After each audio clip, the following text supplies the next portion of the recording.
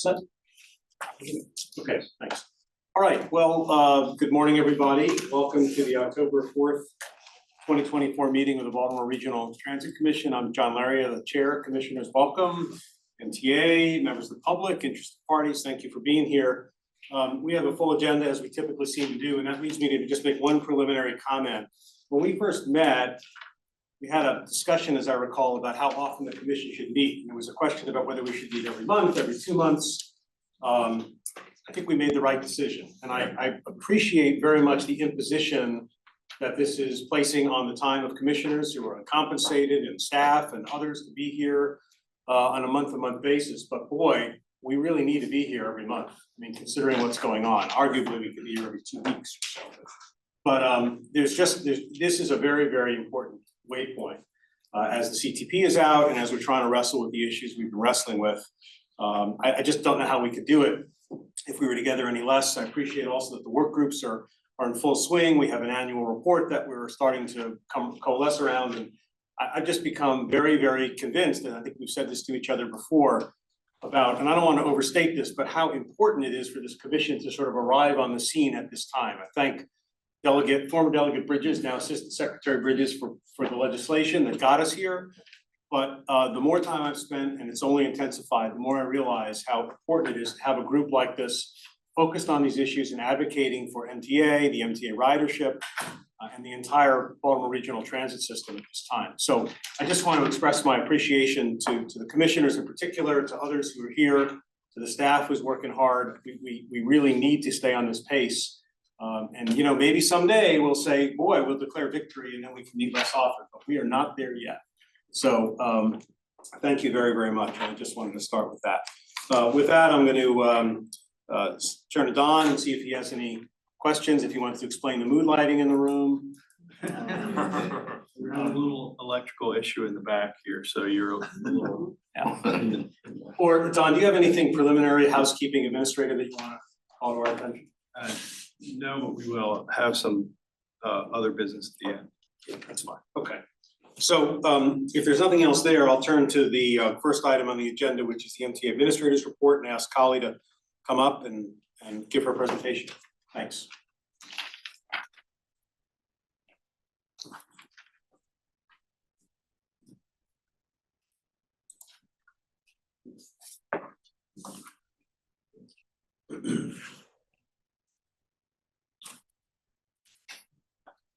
Good morning, everyone. Good morning. See, you committed to purple and no more. It is a Ravens Friday. No more, yeah. Moved to the purple. Yeah. Nothing to do with the purple line. Or, you know, my outfits, I have a lot of red for the red line, a lot of purple for the purple line. You gotta get both. In the Baltimore Metro, purple calls to mind the Ravens more so than the purple line. Yes, we did make a change within the past year, allowing our operators to wear purple shirts and orange shirts to represent the Ravens and the Orioles, and I think there'll probably be a lot of purple shirts out there today. Shouldn't be. What's that? That's it, it shouldn't be. Yes. So good morning, everyone. So I have just kind of a variety of updates to share. I like to always use this as an opportunity to share the positive at MTA, because I think sometimes headlines can be negative, and so there's a lot of positive things that are happening. So I'm going to start out with our bus rodeo. It is always my favorite time of the year, where operators and mechanics get to show off their skills. There is a course at the Reisterstown Plaza Metro Station that they go through, a lot of different cones. I have driven it a couple of times. I challenged Mike this year. He was too scared to face me, so I did go against the recording secretary, Robin Ward, and she showed me up, so she did an excellent job. She took care of my life work. He was too scared, so we had to have a woman take his place. But so Robin is fantastic. It was really fun to go up against her. We did have a number of operators who participated. We have our winner, Antoine Briscoe. This is his, I believe, third time in a row. You may have seen his face because it's on a giant billboard on I-83. He's a good representative of the agency. He'll be representing us in Austin next year. Similarly, our maintenance team, it's a new team this year that won, but the maintenance guys keep switching up like which teams they're on. So they'll be representing us as well there. So we're really excited, proud of the work that they've done and are happy to do that. We also allowed a reporter from the Banner come out to drive. And so I think it was helpful to have him share, like, it's not an easy thing to drive the bus, and so getting that information out there. We also celebrated World Car Free Day. So this is our second or third year celebrating that with free service. I believe officially World Car Free Day is the 22nd, but we celebrated on the 23rd because Monday is a higher ridership day, allowing for more opportunities for folks to ride. We always see, especially on Mark, I think a lot of folks just taking advantage of, hey, let's go for a ride and check it out. So very positive and lots of good feedback on that. I was Liz, just gonna ask you if with appropriate waivers, can commissioners participate in the rodeo next year? Is that sort of a? we can have that discussion, yes. You're driving on a closed lot with a trainer with you, so we did get approval from safety to allow that. Our Be More Bus plan, so Liz has previously presented on this effort. It really is our effort to put forward what a vision for bus service in the region could be. 80% of our ridership bus on bus, we move a lot of folks. And so what can it look like if we have additional resources? So this spring, we received more than 700 comments. We did put this out for public comment again. The current period is September 16th through October 18th. There's an interactive online summary. There's some scenarios. They put together a pretty good website where you can see the differences and looking at scenarios. Do you want the more frequent service kind of in the core? Do you want more expanded service? Like what kind of different scenario are you looking at? And then we have some third options that would involve expansion on either scenario, looking at some micro transit zones kind of on the outside of the core and some more frequent kind of like regional service to Frederick, Annapolis, some of those other areas that have a lot of job access or recreation, right? Like being able to jump on a bus and go to Frederick and go hiking would be a fun opportunity for a lot of folks here in the city. Open houses are happening. So our first one was this past September at Coppin State. We have another one next Tuesday at the Southeast Anchor Branch Library of the Pratt. And then we'll do a virtual meeting Thursday, October 10th. So I'd encourage you to let folks know that it's happening and jump on and participate as well. We anticipate the final plan coming out with recommendations towards the end of the year. We did also celebrate Rail Safety Week. So this is part of it's actually, I think, C-Tracks Think Train, ST3 week. Great acronym there, but it's part of Operation Lifesaver. They did it nationally where they really pushed for folks to, when you see tracks, think that a train might be coming. I know a lot of times we think trains are really loud, but sometimes when you're standing at BWI and a Acela comes through, it's not that loud and it happens much faster than you think. So we had teams out at our MARC stations, our light rail, our metro stations, interacting with people, handing out flyers, really kind of pushing the importance of making sure that folks are aware of staying away from the rails. I wanted to update on the light rail and somewhat positive, somewhat negative here, just sharing a little bit more insight into some of the things that we deal with on a daily basis that are outside of our control that impact our service. So last weekend, not necessarily our easiest weekend on the rail side.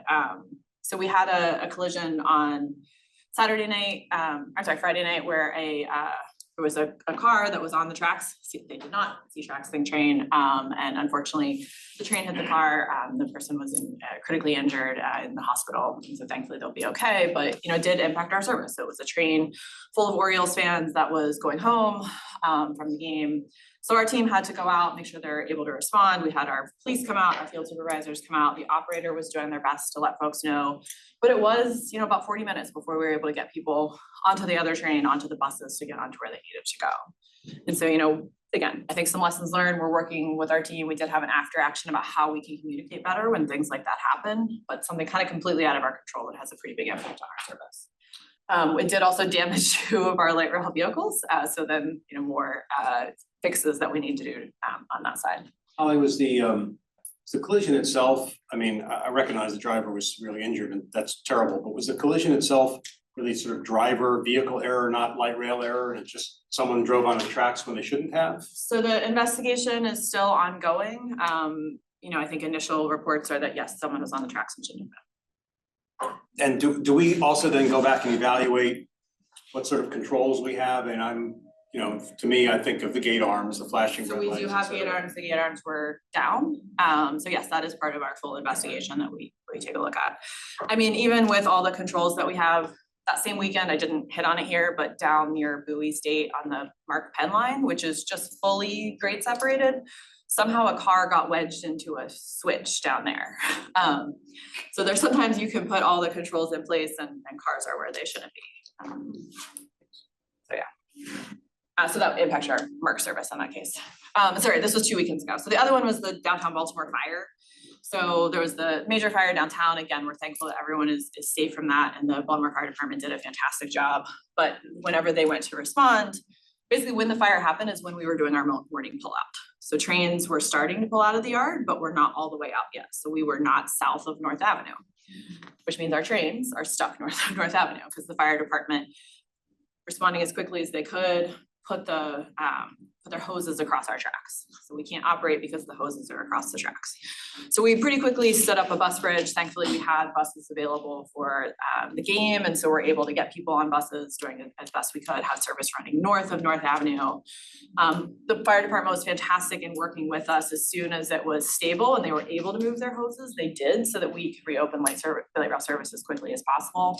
But that was, another example of, we did not provide great service that day, completely out of our control. And so working as quickly as possible, making sure we're getting announcements and messaging out there as best we can, but just kind of responding to some of those things. And I'm sorry, to me, in those circumstances, the question is not whether you could do anything about the predicate event, but whether you have policies and processes in We do. place that Yep, and make that's the best of the circumstances, right? Yep, That's and the best. Yes, that's just wanted to share, like, again, these are things that impact us. I think a lot of folks don't realize we do, and we did. We made sure that we took down our real time, so that if you were getting on south, you would see little X's over all the stations. We weren't able to get like physical signs out there just as quickly as it all happened.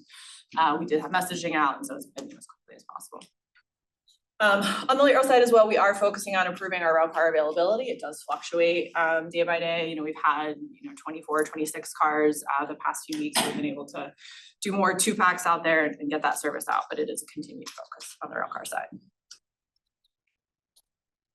Want to also highlight, we are going to be shutting down the metro beginning tonight. So tonight at 8 p.m. through Monday morning, we will not have metro service.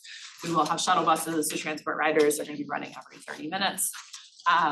So not a great story, but we're doing it so that we can advance our new train control system and the new rail cars. So we're installing a communications-based train control CBTC system. So it's that critical infrastructure needed to support the new cars. We're in the process of commissioning it right now. So what we're doing is the new rail car is going to go out, be tested on the system. So how does it work? How does it stop? All those other things. So lots of data collections that will go into that. There's a series of weekend shutdowns that we'll be doing in support of this. The next one is coming up in early November, and there's some additional ones in the spring. So it is a critical piece of being able to put these new cars in service, which we're really excited about, and are on track for next summer. I also want to share a little bit. We recently completed and got the results of our origin and destination study. So the OD study is something that's required by the federal government. We typically do it every 5 years. We were a little behind this time because our 5-year period really hit during 2021 when we were kind of still in the middle of the pandemic. We requested and received a waiver to allow us to wait until ridership had rebounded a little bit. And so we did the survey across all of our modes, which is also something we hadn't done before. Previously, we were on different cycles for our commuter rail, commuter bus, and core service, and now we're on the same cycle for everything. So data scientists go out, they have a number of surveys that they need to hit on each of the routes. They make sure that they get them, they hit different times of day, different days per week, about 15,000 responses to that. And so some early kind of key demographic takeaways that we have. So all of our modes, except for core bus, saw increases in the number of low-income riders, or the percentage of low-income riders as a percentage of the overall ridership. The percentage of minority riders has increased for all the modes, and all except for core bus saw double-digit increases in Black ridership. We've also seen, interestingly, our core mode ridership become younger and more male compared to our 2018 survey. So previously, our average rider was about a 40-year-old African-American female. It's now a younger African-American male. And so it's kind of interesting to see the differences in time of who is riding our services these days and the percentages of income. I think it speaks a lot to like who is able to work from home. especially on the MARC side. You can see the differences there in terms of kind of who's riding. And we do have more captive riders than we did previously. So I think there's some opportunities. So it's good, helpful to understand who's riding today, making sure we're meeting their needs, but it's also some good opportunities as we're looking into bringing riders back into the system to know where we want to target. So we have a lot more data on that. We'd be happy to share, and I can have Liz do a presentation at a future meeting. But just wanted to kind of share a little bit today. We also looked at one of the questions we ask is, do you have access to a car? Do you have a car available for this trip? On our core modes, approximately 86% did not have a car available. On the flip side, MARC and commuter bus, 72% did have access, which is down slightly from the last time we did the survey. For all the modes, home is the most common origin, followed by work, and then kind of the personal types of things that people like to do using transit. And then for MARC, the percentage of home-based work trips decreased significantly from 87% to 60%. So we are seeing more folks who are using MARC for other reasons, which is good. And I think when we put out our growth and transformation plan for MARC, looking at how we can transition to more of like a regional rail model and serve some of those trips really feeds into, and this shows the reasons why we need to do that. And then the other interesting one was transfers. So historically, MTA has had about 50 ranges, like 49, 50, 51% of all trips transfer. It is now down to 29% for the core modes and MARC. So I think we are seeing folks who, if they had to do a transfer, they're now choosing not to. They're choosing to take another mode or do something else. And so again, part of that is probably some of the reliability issues that we had during COVID. And so we really want to dive in there and see again what we can do to increase look at how we're doing our service going forward. And that is the end of my slideshow for today. Other folks may have questions, and this probably isn't the time for them in detail because you have to dig into that.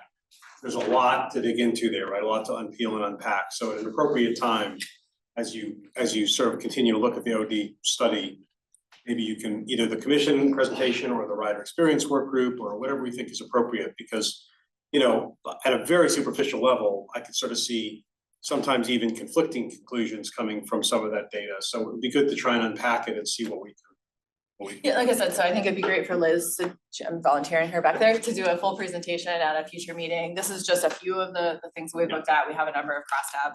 It's also, I mean, we are guessing at the whys, right? Like we ask the questions, we don't ask the why behind it. And so I think there's probably more to do there, but we'd be happy to share. Can I ask you just one quick question, Liz? What do you know in the survey, the use of the word available, does that mean I could use it, like I do have one, but or I don't have one, or like I have one, but I have absolutely no interest in driving through traffic to use it? Do we know what available means? I mean, so basically it means so even if you don't have interest, you had a car available that you could have used for this trip.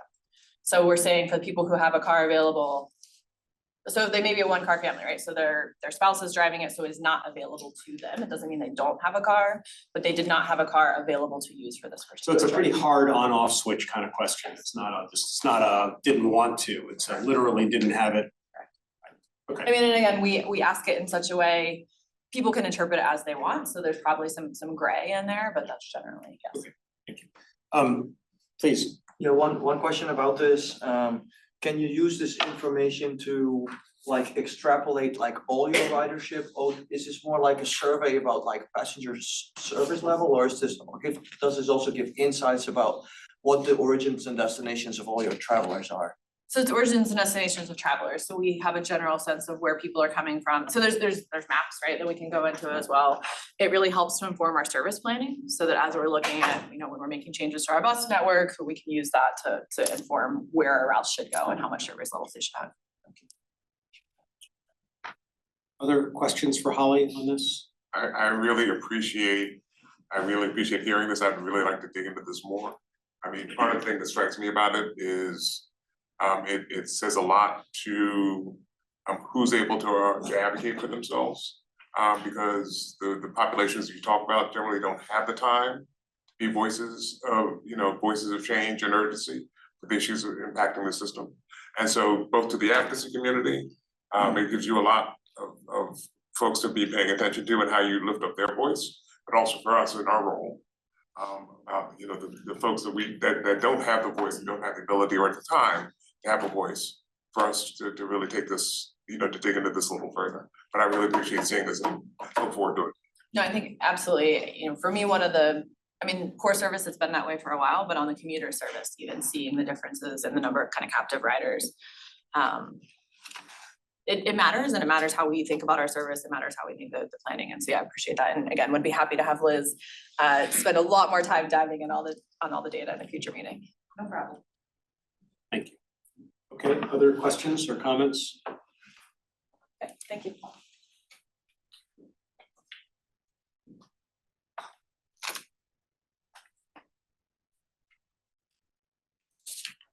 Where are we going next here?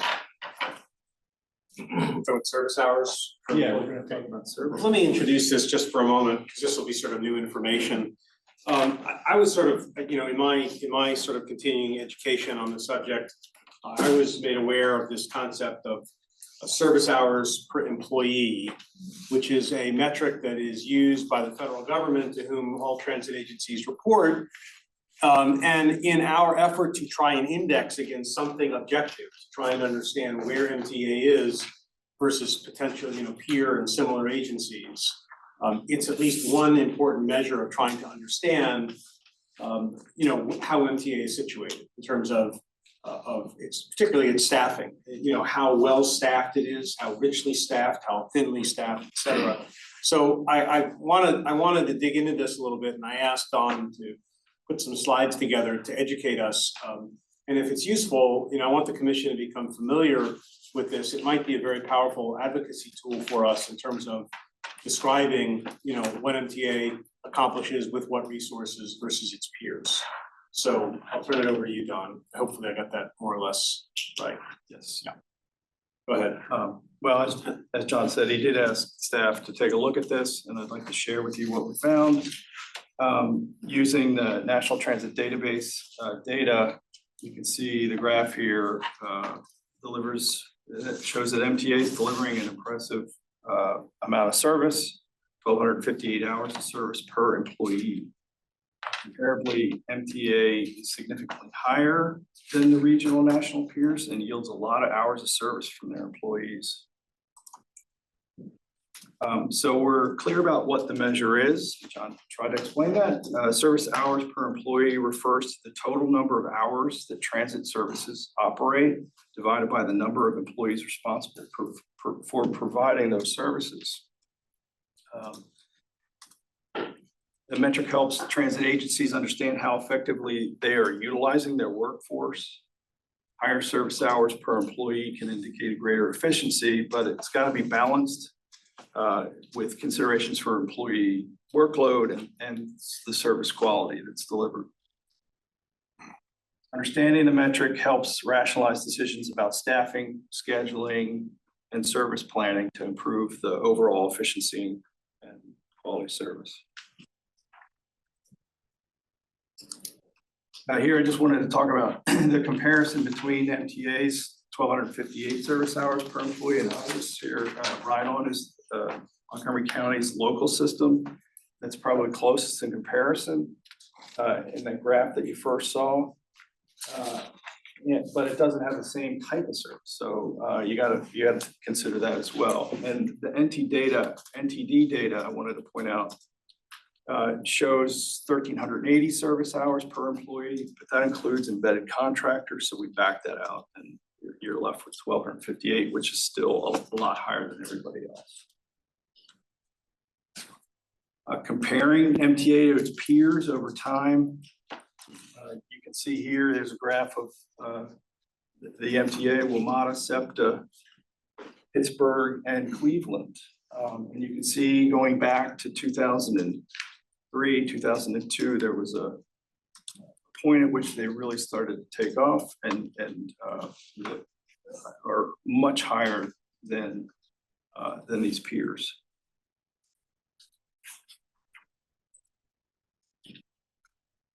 There are implications here. The metric shows that MTA has a high efficiency when measured in terms of hours, but it operates per number of employees.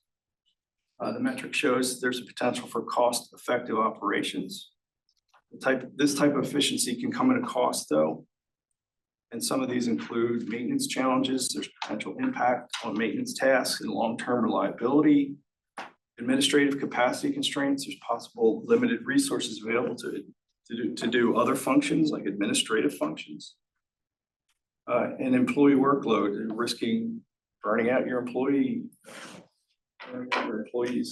with all the work that they're facing. So it's a sword that cuts two ways. It's efficiency, and it can create some issues down the road. So I just wanted to, I feel like perversely congratulations are in order, but it's sort of perversely, right? Because, so congratulations to MTA for efficiency. My congratulations to you and your members for being, being able to produce this body of transit services. But boy, it's sort of worrisome, and I'm trying to understand this. So I view this as opening the door to this subject with, good indexed proper data that is submitted to the federal government. It's not like we just went out there and said, hey, here's a metric. So I do want to explore this. And so let me give an opportunity for both commissioners, and Holly, perhaps you or Mike, can talk a little bit about how you see these numbers affecting MTA, and how much of an aha moment is this for us, or should it be? Mr. Chairman, can I ask a Yes, question? please, Leslie. So clarifying question, and the 1258, here's other methodology, so if we compare it to other, WMATA, are we segmenting out particular modes? So if you had something that didn't have light rail, that didn't have maybe commuter, how does that affect the 1250 if you just compared bus, for instance? We didn't do that with this. This is all service, but Does that affect would that affect the number if you're comparing all the pieces? And I'd have to, I don't know. I'd have to look into that, to be honest.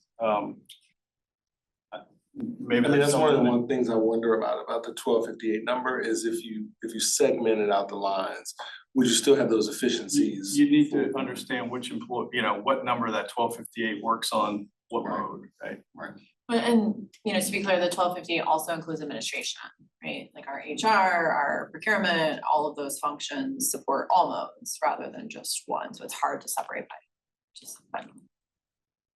And it includes maintenance, Yes, I mean, that's all in place. so aging fleet time, maintenance time. Yeah, I mean, we, a couple years ago, we took a look at this. One of the areas that we looked at was like field supervision.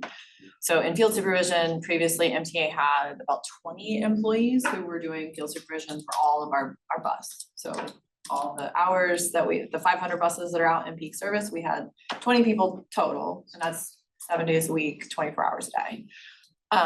So in terms of being able to respond, it was not an easy thing to do. So, when Secretary Wiedefeld came in, I brought this to him, showed where we were compared to our peers. And we did add some positions over there, which I know is driving Mike crazy right now because we have a lot more field out there. But trying to get to some of that and be able to respond on the scene. So when something happens, we have people who are able to handle something. So we have been chipping away at this. I asked for a lot of pins or positions when the secretary came on board. We had 108 that came available to us as of July 1st. So our vacancy rate did shoot up a little bit, mostly because we have more positions available, which is a good thing. We're having discussions about continuing to add more in future budgets. I know that is, we'll see what happens in the proposal upcoming, but the secretary does recognize the need for additional positions at MTA. So, John, the question he was asking, like I said, it's hard for me to even fathom that this chart is accurate because it doesn't have enough details in it like you were asking about, especially when WMATA has 10,000 more employees than the MTA does. And when I look at the comparison at this to say, well, we're above that, and then when I just hear the comment about that, that also includes HR and those departments, it's not enough detail for me. As I said, I'm just trying to open the door to this discussion. It's a little bit, in my mind, like the WMATA discussion, right? Which is, we're trying to become as smart as possible to advocate for MTA with the best possible, unimpeachable, unassailable data. I think we all have a very good feel for the fact that MTA performs, it's under-resourced, that it performs well considering the resources and so on and so on. But I think ultimately, in order for us to be able to do our advocacy job, right, we have to really understand this. And to the extent that we can identify objective measures And to the extent that we can identify specific, numbers that allow us to say, compare and contrast this versus that or that versus this. For me, just thinking of my own perspective, it's much more powerful if we have good numbers that allow us to say, Senator so-and-so, Secretary so-and-so, whatever it might be, do you realize that MTA has this ratio, whereas peer agencies have that ratio? So I'm just anxious to continue to drill down on this. I would ask MTA to work with you, Don, to address, to try and refine the numbers and see whether it changes. Does it, how strong are the numbers? How much of a case does this make? It's just a threshold. It's just at this point, it's kind of a threshold determination. That's a pretty powerful graph, but we obviously don't want to go, we don't want to incorporate that graph into our own advocacy efforts until we know that the graph is accurate and that it makes the points we want to make.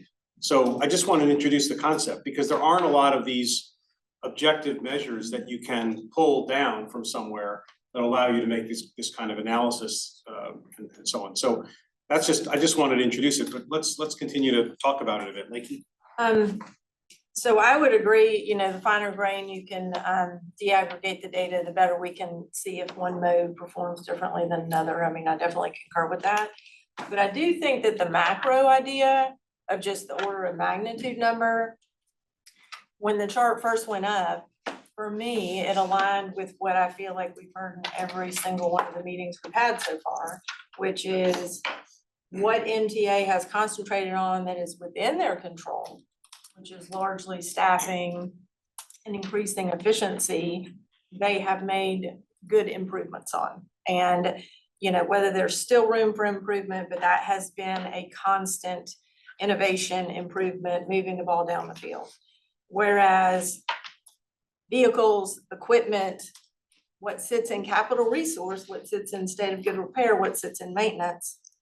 And unfortunately, based on last meeting in the CTP that is out right now, the draft budget, those are exactly those places that get hit every time, year over year, decade over decade, which is why we're now even further behind. So to me, I think the disaggregation certainly would be further enlightening, but I do think that the order of magnitude number aligns with where we continue to know we've got to put our advocacy efforts.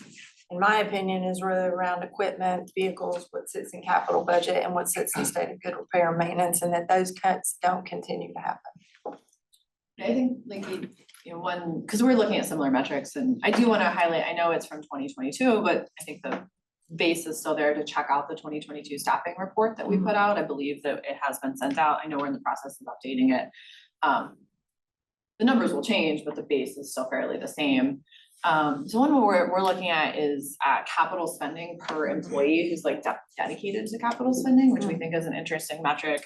We're still working through some of that, but the initial numbers that we've seen, our capital folks are delivering in, twice and 3 times as much as, some of our peer agencies, which I think leading to burnout. Like our state employees take on a very large load. We have fantastic state employees. They work incredibly hard, but they're doing a lot each and every day.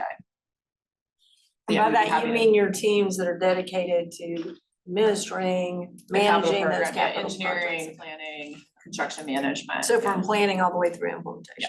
Okay, got it. Yeah, so we've been working on some numbers there, and so we'd be happy to work with Don to share that. Yeah, that's powerful. Yeah, two questions. One is the service hours I would expect, that's the hours per year, right? The annual hours. It looks like if it's 1,400 hours per year, that's very high. So I was be interested to see what's that ratio for the driving personnel and what is it for non-driving staff? Because it looks like your non-driving staff is relatively small then probably compared to others. So you might have really high workloads compared to others. I don't know if you see because the number is so high that I think almost everyone should be driving if I look at your number, So I was just curious to see how does that relate? We might have a very small staff that needs to do a lot. And then I'm also what is the load on the drivers? Do you just have 40 hours or do you have even more hours per drivers per week? Because I mean, if you just look at the normal 2,000 is almost the max if you do this. So that means almost, if I look at the number, I was thinking everyone is almost driving. So that's of course not the case. So just curious to see that. Yeah, we don't have it. Yeah, we'd be happy to dive in with you on that. I will say, I think we'd have to pull out the average for the drivers because, you know, time when they're out on vacation or sick or all those other things. But I think the typical driver when they are, you know, working is hitting about 60 hours a week. It's like we do have a decent amount of overtime that operates. Other questions or comments? Thank you for this discussion. I just think it's an important place to get, we gotta start down this road. So we've got some good direction from the commission about, you know, ways in which we might be able to refine the data, and we'll look forward to MTA working with us to help it become as useful as possible. Thank you. Okay. Don, back to you for no, I guess you and the team from Nelson Nygaard regarding the transit authority study, correct? Right. We are,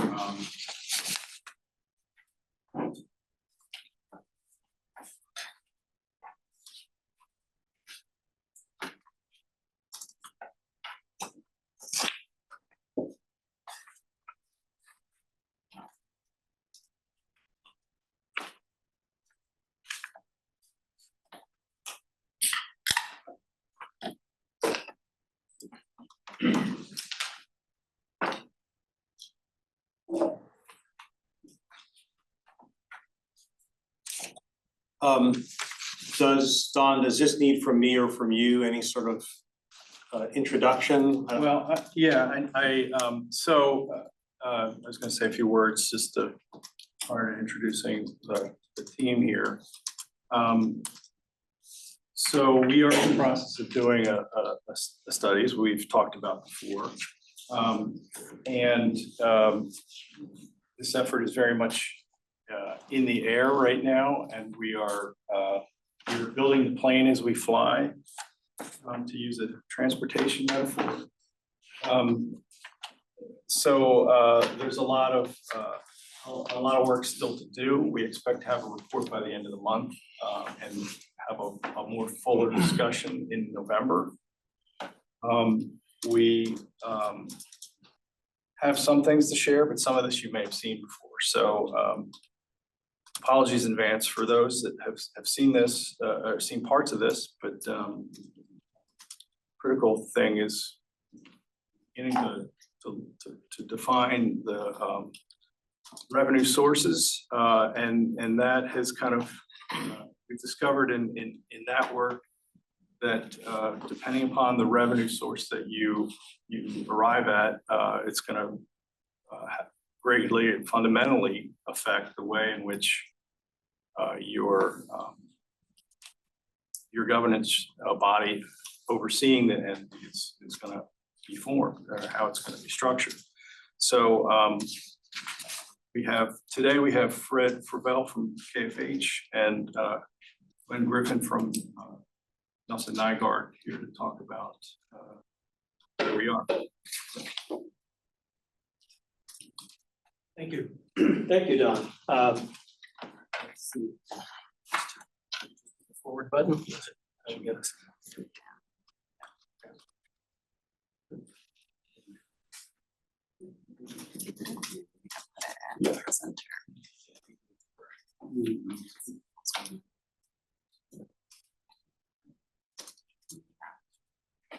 There we are. Thank you. Thank you. It's good to see some familiar faces from the working group from, what was it, 2-3 years ago that preceded the creation of the BRTC. And it's good to see that there's actual progress toward what we were talking about then.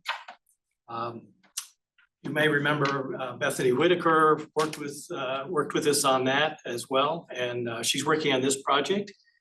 She's not here today. Gwen has been doing a lot of the work on this project this time.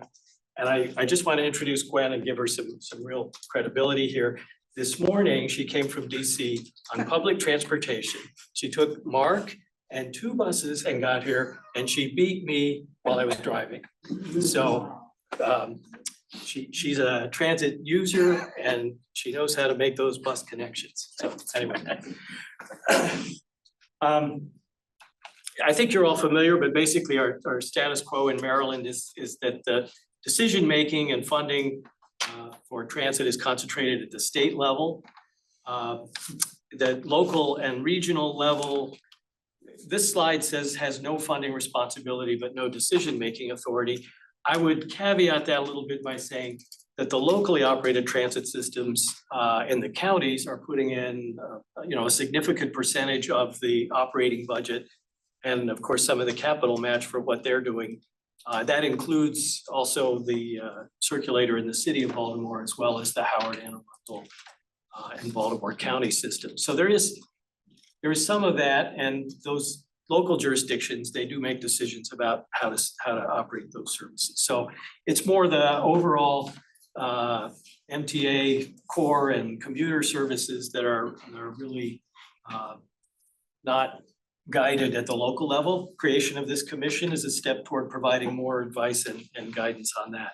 So going forward, what we want to look at is really how best to balance an increase in that local decision-making with maybe more funding responsibility. How do these things work together? So our task, our scope was really to develop and refine these two governance funding models. And you see that there's several aspects of that. One that really, I think, honing in on that Don alluded to is estimating the need for additional funding and identifying potential sources to raise those resources. And after hearing Holly's presentation, I can assure you we'll be asking for more data on that, because I've been working on trying to sort out for the region what MDOT and MTA are putting in now, how much the state of good repair adds to that, how much expansion and enhancement would add to that. And I know MTA is in the midst of refining what that expansion need would be. So we need to make sure these things align so that we don't finish our report and a month later MTA comes out and says, oh no, what we really need is X. So we'll be talking with you. Our scope included two governance models. One was really a BRTC, a commission, but with fiduciary authority to raise money and contract for things, provide resources to operate services. And then the other model was really creating a completely new separate regional transit authority. And so we're looking at a lot of the key issues and questions that are part of that as well. And then our outcome that we want to come back with is really some refined governance models with some recommendations about the funding approach, how much is needed, what funding sources would get that. Ultimately, my feeling is, this is a political answer in the end. So we can give you a lot of information and highlight the pros and cons of different things. Really the key compositions we've been we started out with a peer analysis, and Gwen's going to talk a lot about that. But we really started out with a bunch of questions, trying to find different models that we might look at to see how they work. And this is a list of all of the different kinds of things we were trying to look at. We have the word lots in here, and you're all familiar with that. In Maryland, that means locally operated transit systems, but not everybody knows our acronyms exactly. But anyway, so there are certainly a number of issues there that we wanted to work through, and really trying to look at what the governance structure is and how those systems are funded and how those two things are related. And then further, if the peers had local systems that were operating within their service area and how that funding relationship worked. So that's kind of what we're doing. And Gwen is really going to talk about what we've been finding on that score, so. Hi everyone, so yeah, I'm gonna take it away.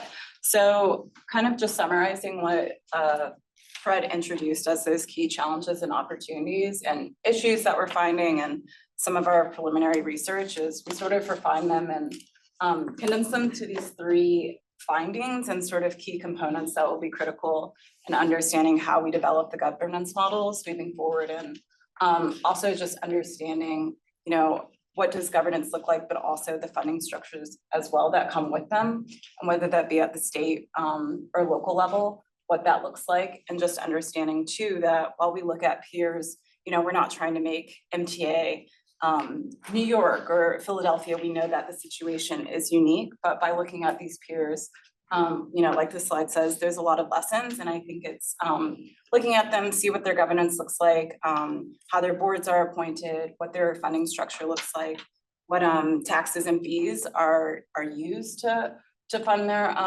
operations, but also just seeing if we can kind of create like this perfect recipe to see what could work for the Baltimore region, and giving it that agency to help govern and MTA, but also being able to advocate for itself and meet the demand of people that need the service, but also increase the service and yeah, make sure, you know, people that you're meeting the need. And then lastly, just looking at the financial needs, you know, you all are familiar with state of good repair, and just also looking at some of these legacy challenges of improving, whether it be the capital, fleet, maintenance facilities, tracks, whatever that might be, but also, you know, how do we get there? How do we increase, you know, the money that's being put in this pot, and kind of looking at those local funding sources within the Baltimore region to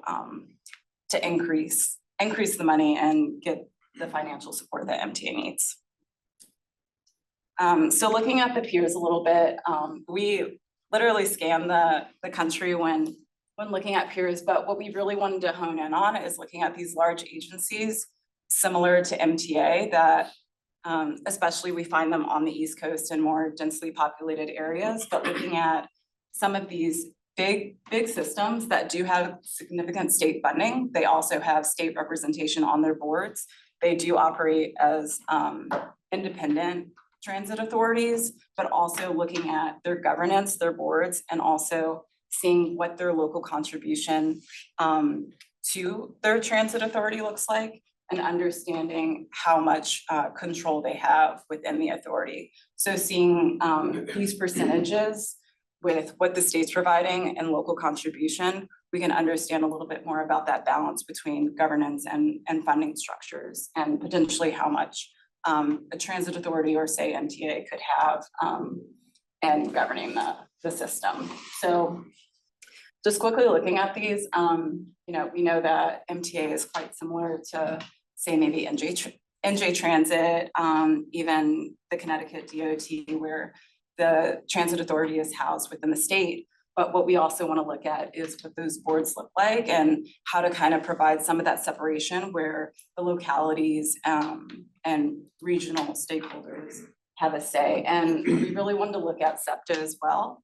We found that it was a good model to look at in terms of the significant state funding that's provided, but also the amount of agency that the city of Philadelphia has within its board to really advocate for the residents and the riders that live there and use the service. So getting to some of our draft models that we've come up with, and this is kind of when I was alluding to, you know, creating that perfect recipe and looking at the peers, taking lessons from what we've learned, and also our work that we've done with Dawn, and just understanding the system overall and some of those challenges that the system is facing. But we sort of have these two options that are kind of housed under this RTA, Regional Transit Authority concept, and then also looking at what a fiduciary commission would look like, similar to say in BRTC and Northern Virginia. So option one would be keeping MTA within MDOT, but creating a structure of governance within MDOT that would have regional representation. And I'll take a pause for a second, but of course, with any of these options, this means, you know, as I stated before, that there has to be a contribution at the local level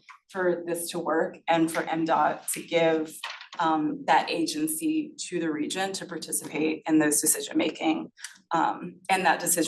but also so that the region can continue to advocate for itself. And if money is being put into that pot from the region, that, you know, Baltimore can get the service that it deserves. So moving forward with option number two And all of these do cause quite disruption. I'm sure you're looking at these and you're like, oh my gosh, how's that gonna work? And that's what we're exploring now, and also the funding that's associated with those, and potentially some of the taxes and fees. Of course, we're looking at the trust fund and the revenue streams that are contributed to that today, but also what are those potential taxes and fees that could look like, and looking at some peers as well. Even looking at, say, what does a payroll tax look like and how that has contributed, say, to like Portland's transit authority. So looking at some of those different models and different fees, but option 2 is definitely the most disruptive, and that would be pulling MTA out of MDOT. And that comes with a lot of challenges on its own.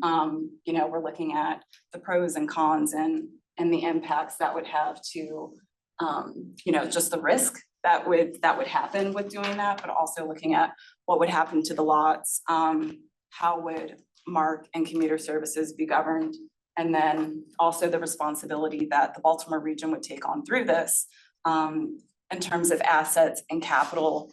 And, you know, this goes back to the needs assessment that the state has provided, but also understanding the depreciating assets and state of good repair challenges. This would be put on the Baltimore region. So we're keeping that in mind and knowing that is a high risk situation.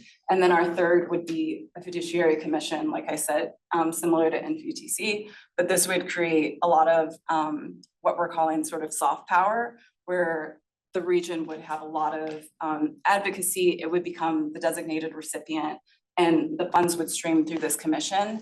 And this would also have a board within itself, so that all stakeholders and players contributing to MTA would have a seat on this board. And then this would also include the lots, and this would really enhance the regional cooperation, but also just, you know, how services are integrated. This would really help with like the organization and just understanding how different players, you know, just coordination overall can be improved throughout the region. And this is how the commission would function. And then I'll hand it back to Fred to talk a little bit more, because I think about the funding, because this is going to be the most important part about how much the region would really have to chip in for it to get that governance. And yeah, before I go on, I'll let you take it. Give me the tough one. Give me the tough one. I don't have the answers on this one, but you may see a number here, 115 million, and I have to tell you that number really comes from looking kind of at the peers to see in general what that local contribution has been to get them a seat at the table in governance. That's not really a needs-based number. We need to develop that kind of a needs-based number, and then you know, look at kind of what contribution the region, what that contribution would be for, whether the region would contribute to the unmet state of good repair needs, whether it would be for enhancements, whether it be for expansion. So we're in the midst of working on that, and you know, I'm sure we'll need your input to figure out exactly what direction you want this to go. Certainly to get, you know, contributions from general fund would not be a huge amount of money, I don't think, because there's so many other needs. But so you'd need some new additional taxes. Some of the places that we looked at had accumulated funding sources that were kind of many smaller taxes, whether it's a combination of like transfer taxes and an additional small tax on this or that or the other thing, fines, sometimes other sources like that. Really, if you have dedicated sources, something that's in statute or in legislation, that's an ongoing kind of thing, you get more control and more autonomy, and it's certainly more predictable and consistent. You want the ability to do bonding authority, so you can leverage it and get more federal discretionary funds, things like that. If you're going for a tax like that, you're gonna need legislative approval or voter approval, and whatever promise we make as part of getting that, you know, we gotta be prepared to deliver on that. So that's kind of a key point. So that's really sort of where we are in this. We've been looking at the CTP as well, and we tried to take that apart to see kind of how much of that funding that's in the latest draft CTP is sort of Baltimore region as opposed to the statewide MARC, commuter, bus, freight rail, purple line, and all of that to see, because we've been working with sort of a hypothesis that what we're focusing on is the immediate Baltimore region, the core service area, and the adjacent lots, rather than the statewide services. So that's kind of where we are. We'll be back in a month, hopefully have more numbers, and we'll be working with some of you, I think, to get some of those numbers. Question. So if there's $150 million to be raised, so to say, does that money now then come from MDOT or some, because why is there an additional? This would be an additional local pot of money. So this is basically, we're kind of assuming or defining that going forward, the MDOT MTA contributions would continue, maybe be indexed to inflation. But we have a big gap here between what those contributions are and what we need for state of good repair, for enhancing the system, and for expansion. Right. And so we would need additional local money. And this doesn't say where that would come from, whether that's a check from each of the counties or whether that's. But isn't that independent of whatever things that we do, or, I mean, is this just the cost of the different model? Or is this the cost to keep the system as it is running, so to say, right? That's what we need to kind of work out, is what does that dollar amount need to be to maintain it versus the improvements, and whether the region wants to say, we'll come up with more money, but it's for improving it. We want MDOT to continue maintaining it. That's really a key question. So, but the same amount would be basically needed if it stays within the same format, no? Because this is just the base amount, we have a couple of different numbers that have different sources about what the Baltimore region piece of it is, but it's on the order of 650, 700 million a year to operate, and another, depending on which study you look at, 500 million. And Holly's looking at me. Are you fully removing MARC from that? Yes, taking MARC out. I struggle with that because it does serve Baltimore, including north of Baltimore. I think it's an issue. So I think we need to dive in a little bit. Or maybe allocating part of that, but I think we're gonna need to make some assumptions on that and talk about what that is and what the region, if the region is gonna go out and get more money, what that money is for. Is it to maintain what we've got, or is that really still on MDOT? Or is that for improving, to do the things that we all look for? So they're ultimately a political decision, but. There are a couple issues that we know we needed to address. One is finding the money, finding new money in addition to what we got. And using that and getting representation. So as you recall, we started this out to try and determine how to get representation in the decision-making process. And that's what the notion of the RTA is all about. Anyway, it's how you do it, it's how it's used, all that stuff needs to be kind of worked out. And we're, like I was saying, in the midst of trying to do that now. What's defined as the region? Is it Baltimore City, Baltimore County? Is it Howard and Arundel? What's the makeup of what would be the one, who'd be responsible for the 115? Right now, right now it's this Baltimore City, Baltimore County, Howard County, and Anne Arundel County. Which is different from the greater BMC. So. One more question, because you mentioned the impact on the lots. Is it then also being considered to just review the situation of the lots themselves? Because sometimes I feel like, would it make sense to have the lots just part of this whole Well, that's one of the issues. conglomerate? That's Because one of it the becomes so complicated with the whole system. I mean, I see some of those systems, they're so small. It's almost insustainable to keep a maintenance garage up for like a few vehicles, you know? So to me, it makes like sense to say like, is that going to be incorporated in that idea and just say like, okay, that would at least bring more regional benefits to have like one system where we do all the travel analysis for everybody without people needing to, let's say, black and white switch buses, because one bus is a lots bus and the other one is an MTA bus, which from a traveler point of view doesn't make any sense. I don't know what I mean. The flip side of that is the operating cost per hour on these lot systems is something like $60 an hour. It's like half the cost per hour of the MTA core bus services. And one of the things that happens is in those low density service areas that are in the local areas, it's really not feasible to run Right. that expensive Well, large that's bus service. right. You just wouldn't, you couldn't support the coverage that you get out of the lot. So there's trade-offs, pro and con.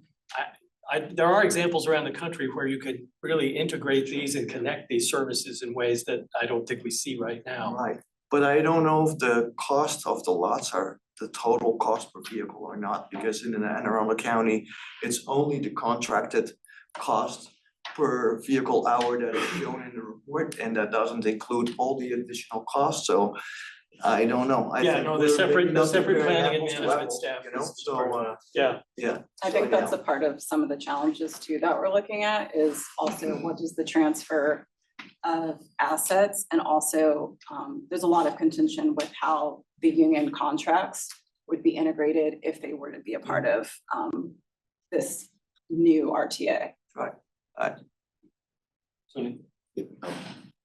Sorry, No, thank you. Yeah, appreciate that. first of all, this is very complicated, so I appreciate this exercise and everything. we're that you're doing. discovering how much more complicated this is to get into. Especially with all these questions, right? Right.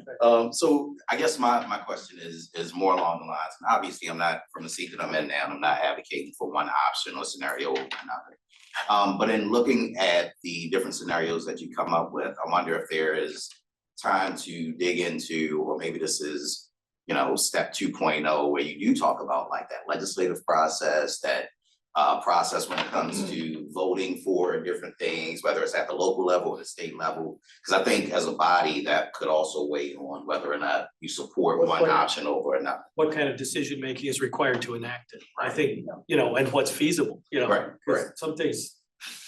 And I don't know if They this not- study gets into that just yet, or. You're there's a you're getting into second scope creep Are here.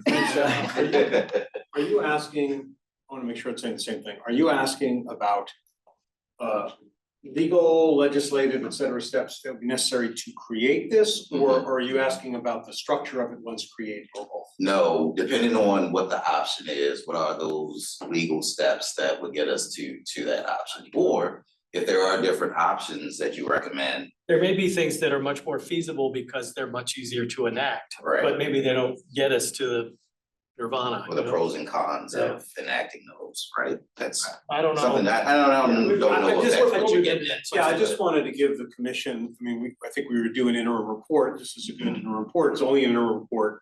You have a lot more work to do, you know, my sort of, there are like multiple chickens and multiple eggs here, you know, and so I'm trying to sort of figure out, you know, what comes first, which come first. You know, I have a sort of general sense that the governance sort of follows the funding in a way, because, you know, you have to figure out where the money's gonna come from, and then it drives who Absolutely. gets and wants and just needs and deserves and is entitled to a seat at the table, et cetera, et cetera.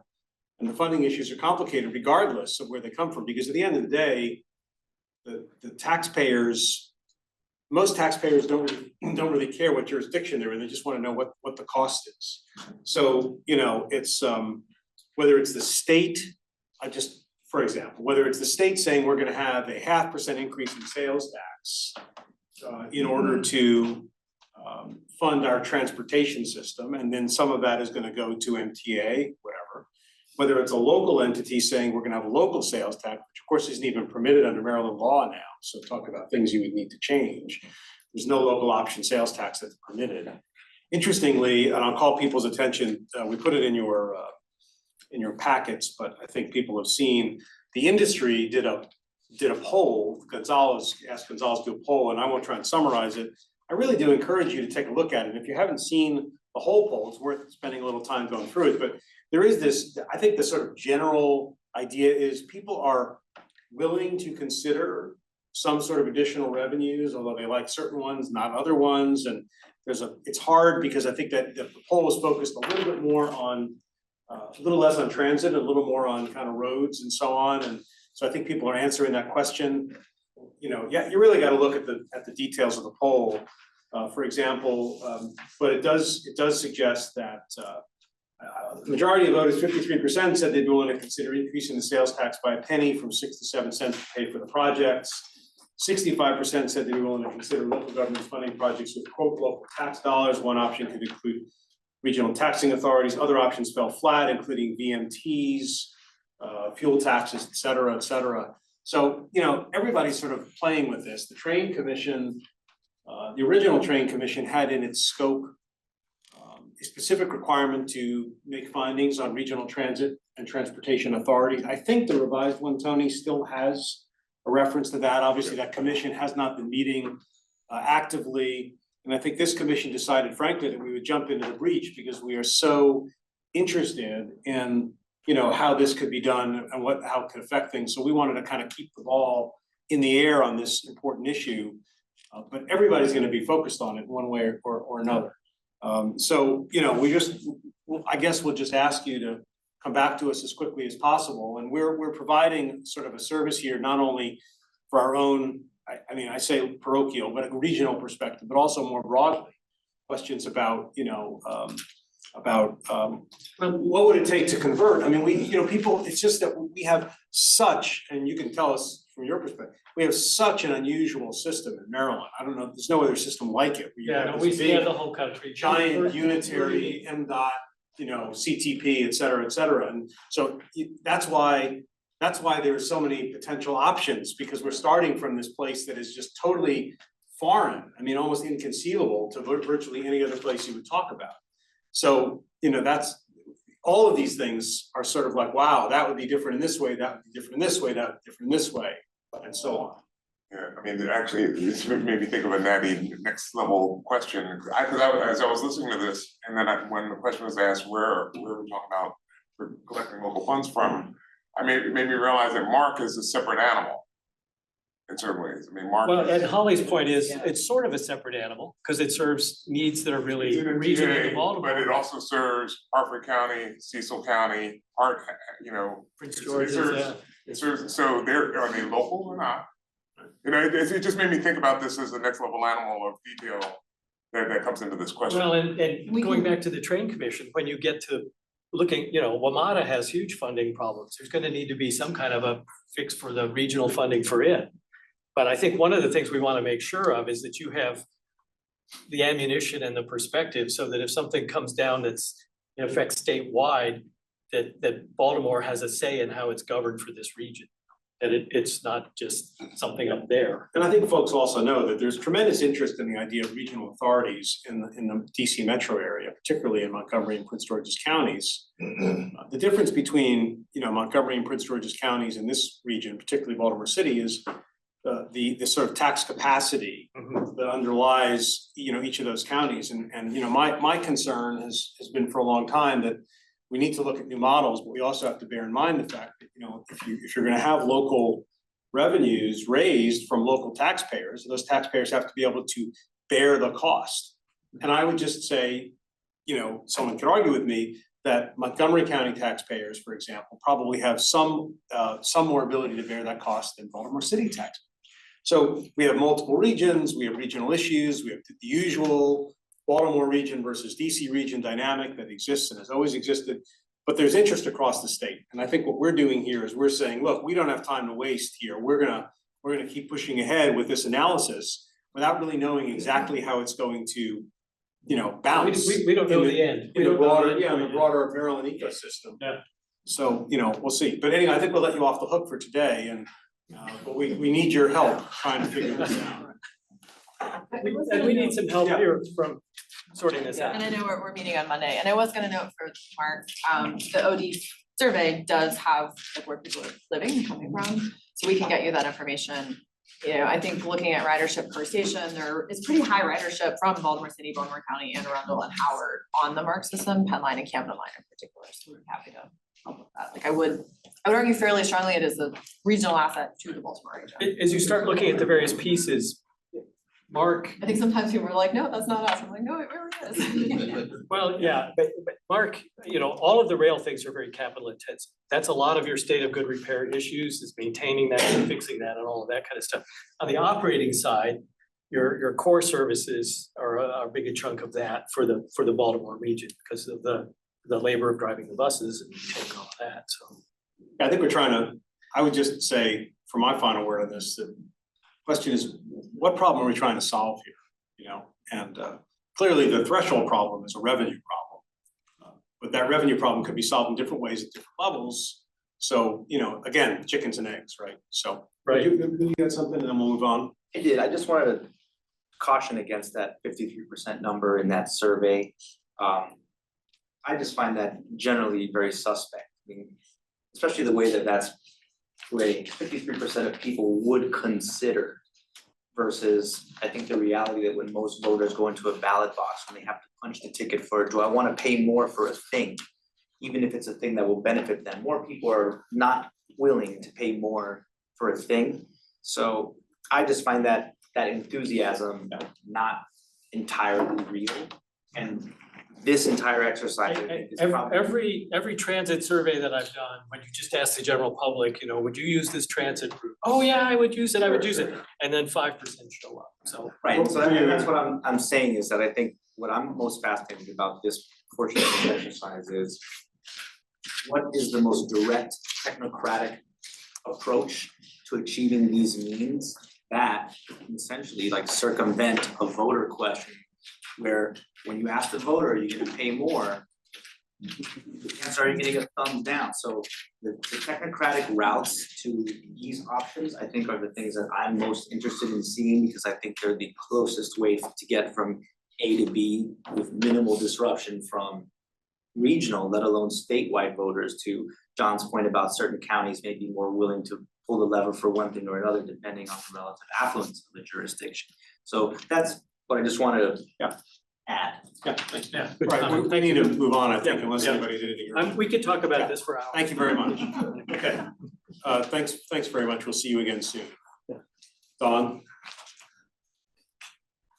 Thank you.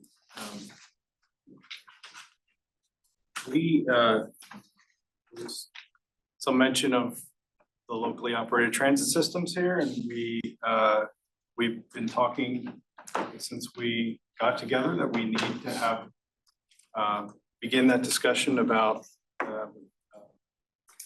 who are they, what do they do?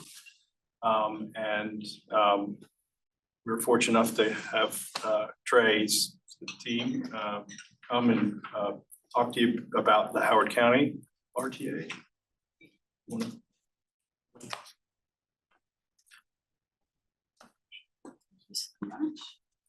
Can I just ask Don or the Howard County, I'm mindful of our time, and we've been wanting to get this lots of discussion on the agenda for all sorts of reasons. We still have 3 sort of chunky items. Just how much time do you expect your presentation? We can take as little as like 7 to 10 minutes. Please go ahead, and I certainly don't want to hurry you or cut you off. I'm Yeah, just no trying to problem at all. manage the agenda, so thanks. Just all depends on how much detail you guys are interested in. I'm sure not too much detail. So we'll just keep it sort of like higher level.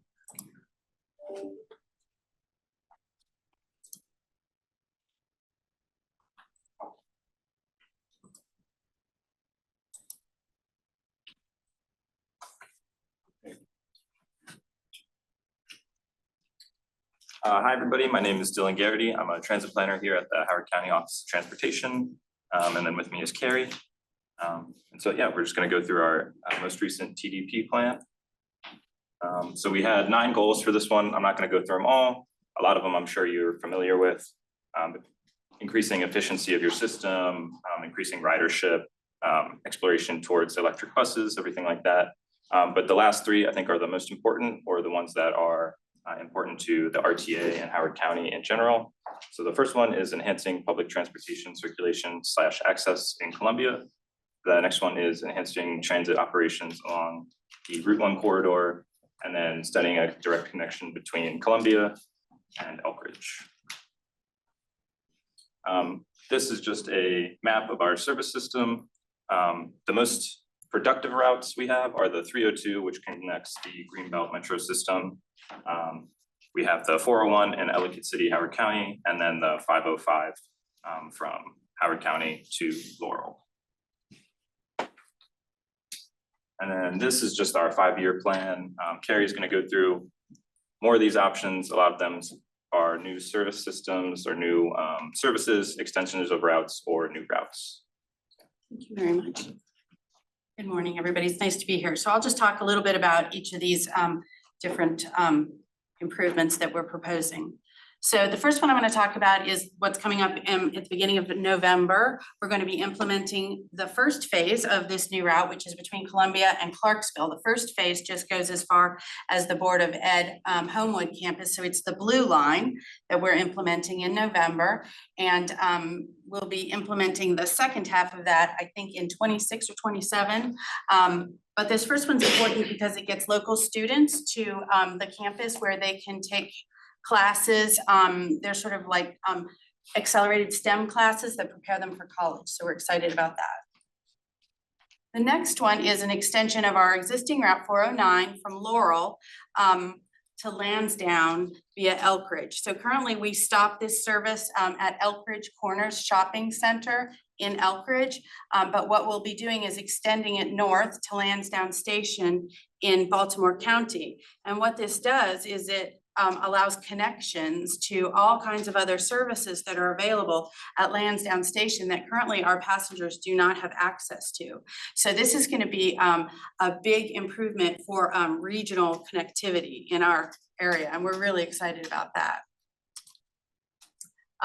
This next improvement is the extension of our Route 501 to BWI, Mark, and Amtrak Station. And this is important because a lot of people in Howard County would love to have public service, public transit service directly to BWI. And this will get them as far as the station so that they can transfer to the shuttle, which will take them then to the terminals. We want to stay away from the terminals, but we want to get them to the terminals. So we're excited about this because it's a very popular alternative that people have been asking us about.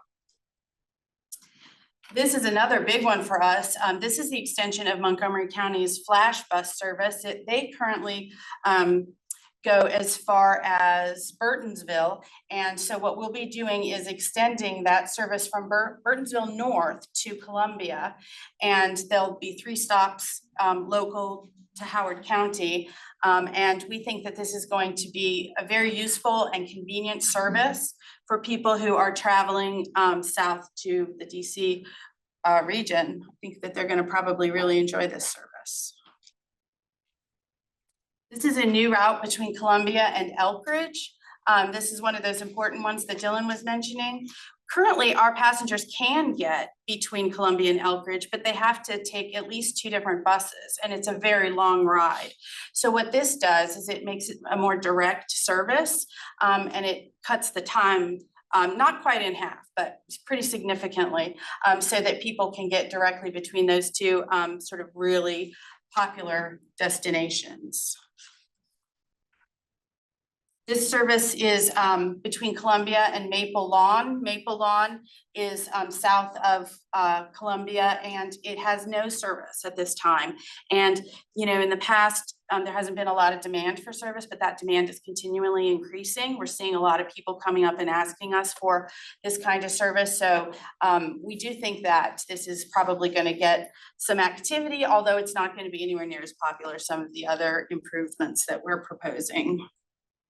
And between Columbia and Fort Meade, this is important. There's a lot of people employed at Fort Meade, as you guys know.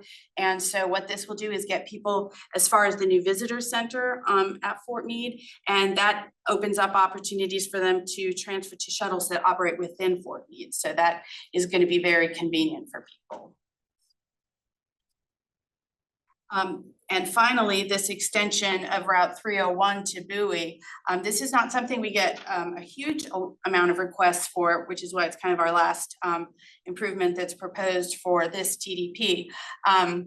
But we think it would be great because it'll get people to a lot of different transfer opportunities to the university. And they would be able to get to the new Carrollton Metro Station and transfer to WMATA and Amtrak and MARC. And so we do think that it would be a useful service, and it opens up regional transportation fairly significantly. And if you guys have any questions about any of these improvements or the TDP in general, we would be happy to answer them. Just give us a call. Again, I'm Carrie Anderson Waters, and this is Dylan Garrity, and we're from the Howard County Office of Transportation. Those are, contextualize those in terms of where they are, planning, implementation, contingencies. We will do this if it's dependent on, I just want to make sure we understand.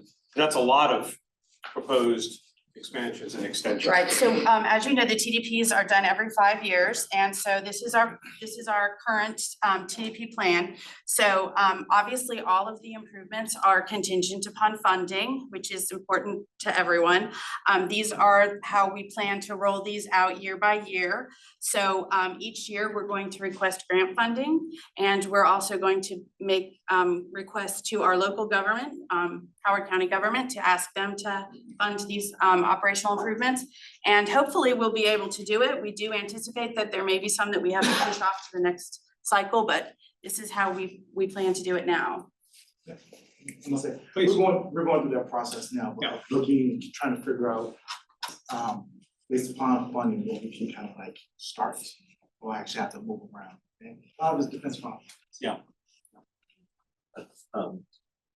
Also too, I saw like there was a lot of connection with transferring. Yes. But it's transferring into another county.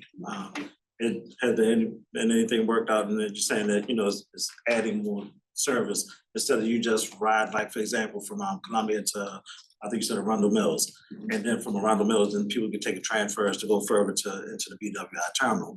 But you're saying catching shuttles, but also too, they also have locally operated service, which I'm sure people be going other places.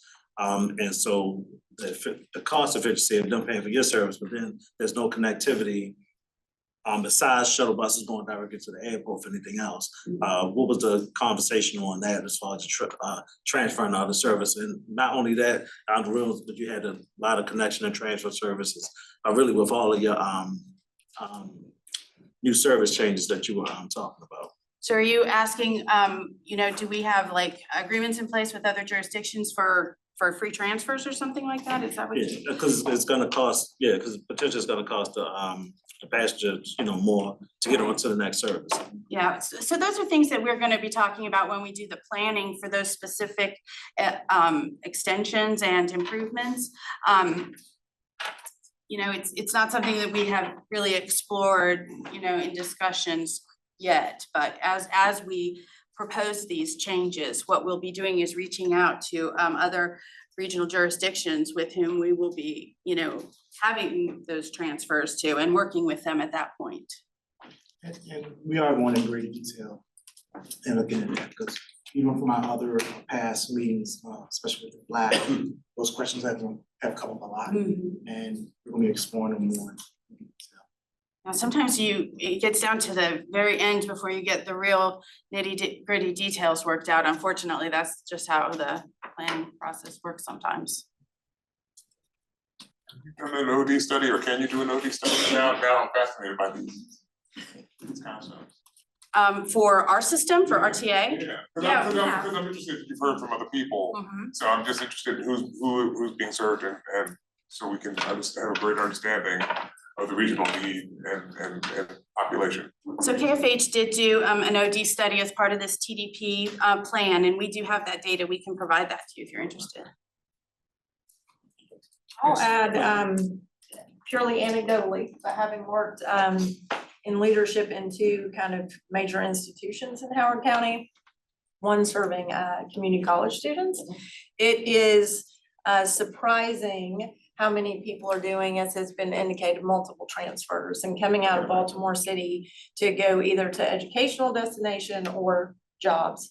And again, anecdotal, but it was on average 2 to 3 hours for a one-way trip with the multiple transfers, right? So I think those kind of ideas about why people are traveling, but really how far people travel in the region, which goes back to Holly's point about Mark. And, you know, it can feel like, is that really Baltimore? But the answer is yes. I mean, you know, to get to jobs and to get to educational opportunities, those kind of things, which I know you're familiar with. Yeah. So, and I'll echo the community colleges in particular. That's one that we've identified as a very real need. We've had conversations, Howard County is one, trying to figure out how we can align our commuter bus services to class times. It's hard because we run, you know, in the morning, out in the afternoon. If we had additional funding, it could expand it. I think that's something that we definitely want to take a look at because that need is very real and we're not meeting it today. You know, we really want to try to get this, we're trying to develop sort of a local / lots kind of curriculum for this commission. Because, I mean, fundamentally, one of the purposes, I think even in the statute, is for local governments to have more input into the process, to look at the way local governments who represent this commission benefit from and you know, struggle with transit issues in their jurisdiction. So we're trying to, this is a good way to sort of start this conversation, I think, to understand, you know, what this looks like from a local perspective. So this is really helpful. So thank you for doing it. I think we're gonna talk about how to continue to understand what this looks like from the local perspective. We sort of tend to talk about this stuff in a little bit more of a generic way, which is, you know, people are trying to get to work and, you know, whatever, and we're not really talking about it as much from the perspective of the specific counties, particularly, frankly, the counties outside Baltimore City and maybe even outside Baltimore City and Baltimore County, in Ronald Howard. So what does this look like from your perspective? So thank you for helping us. Well, thanks for having us. And if anybody has any more questions, we'd be happy to answer them, send you information, send you, you know, email links to any of our documents, or come back and talk another time. So thank you. Trey, thank you very much for, I don't want to cut this off. Are there other questions for the team? Thanks. Thank you, Carrie. Don, is your number 6 fairly brief? I want to make sure we leave plenty of time for the CTP, so. So I don't have any slides. You'll be happy to know for the working groups.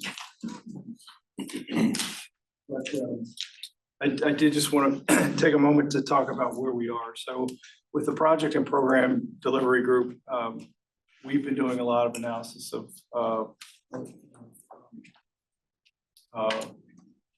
reports that are sent by the department to the Board of Public Works to try and understand the volume and what's being sent to them, and have kind of dissected that and are ready to sit down with the group again. For the staffing group, we are updating the 2022 staffing report that MTA has done, and have been working with MTA very closely on getting information and beginning to organize that in a way that we hope is helpful. And for the ridership experience group, we have had up for the past month or so a link for people to come and tell us their story about transit and how they're getting around, how they're using the system. We haven't gotten much of a response. So we're going to plan B there.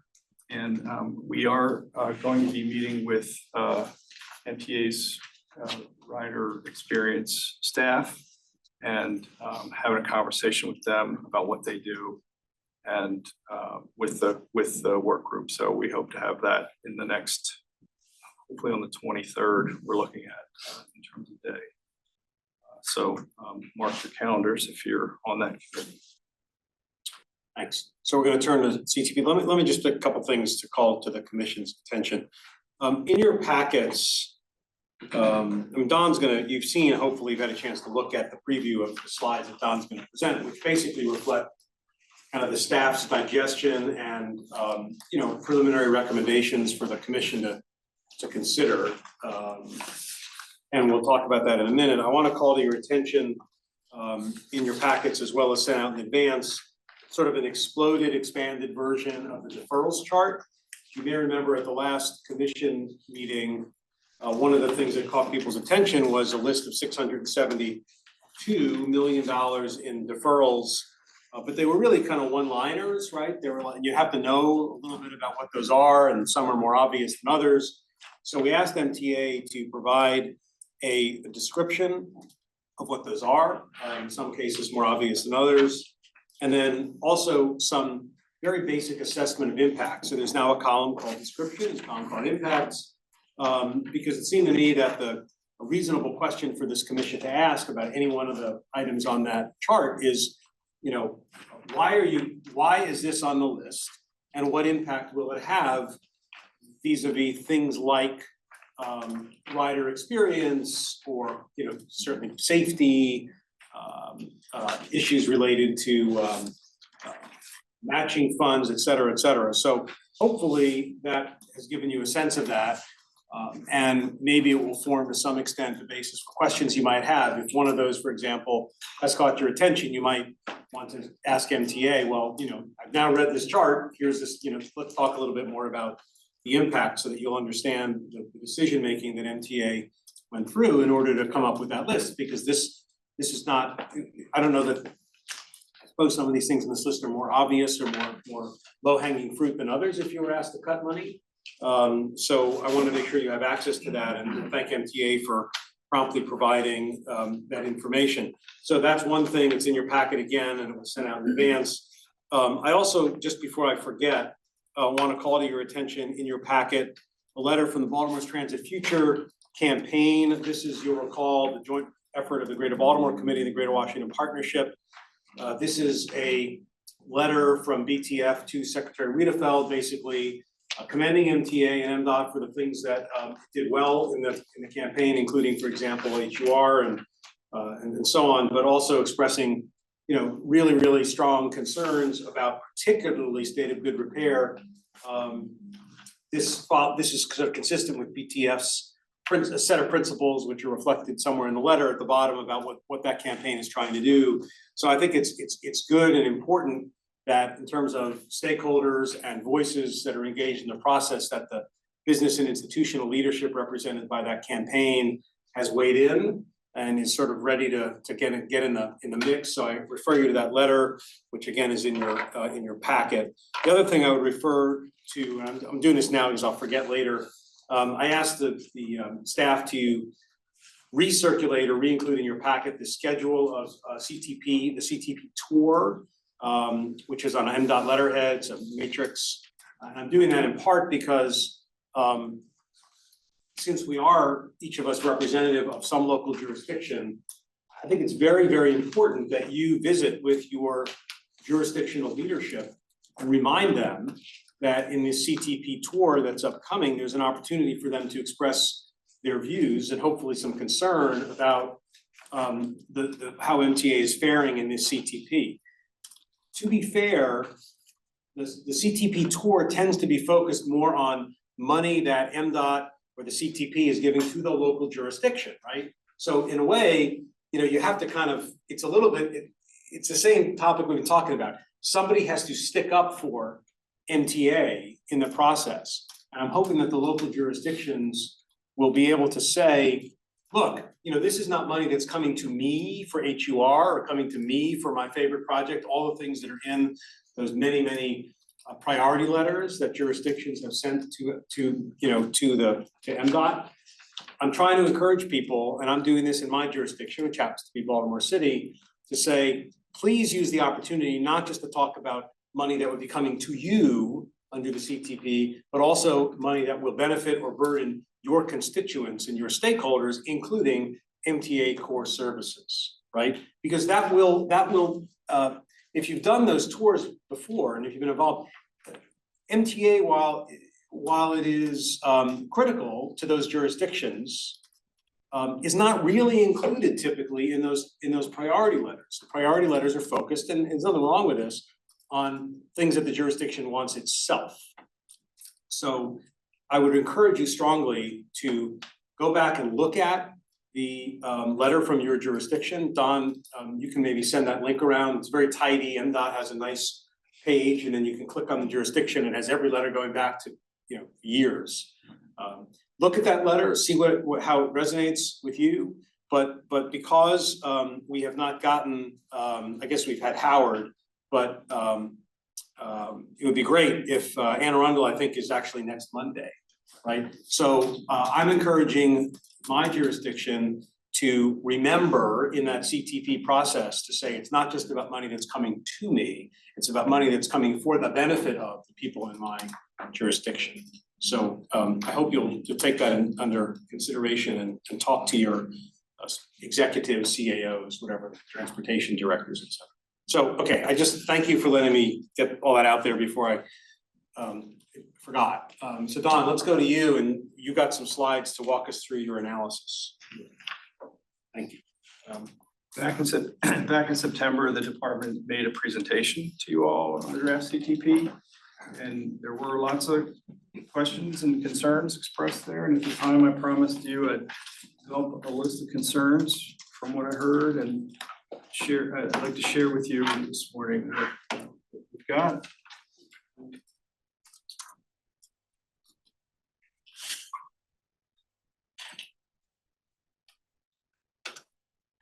So we believe that as proposed, the draft CTP will create major issues for MTA as they work to fulfill their mission and mandate. We have profound concerns regarding the impacts the proposed deferrals will have on the core transit services for the region.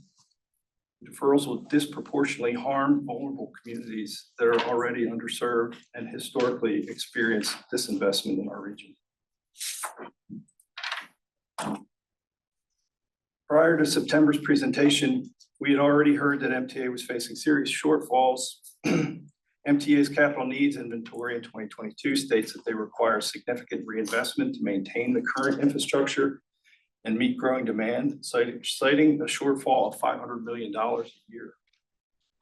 MTA's March 2024 presentation to the BRTC suggested this gap is expected to almost double to about $980 million a year.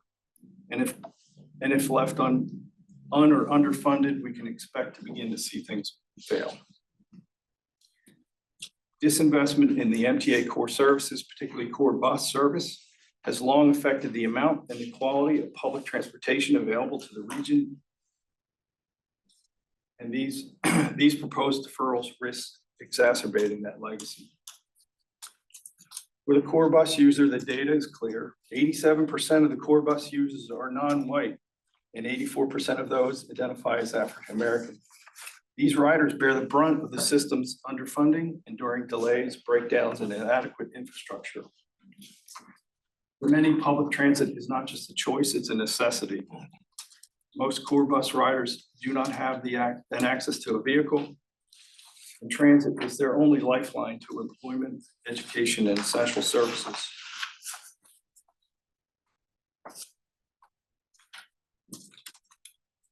We know that many are reliant upon MTA services.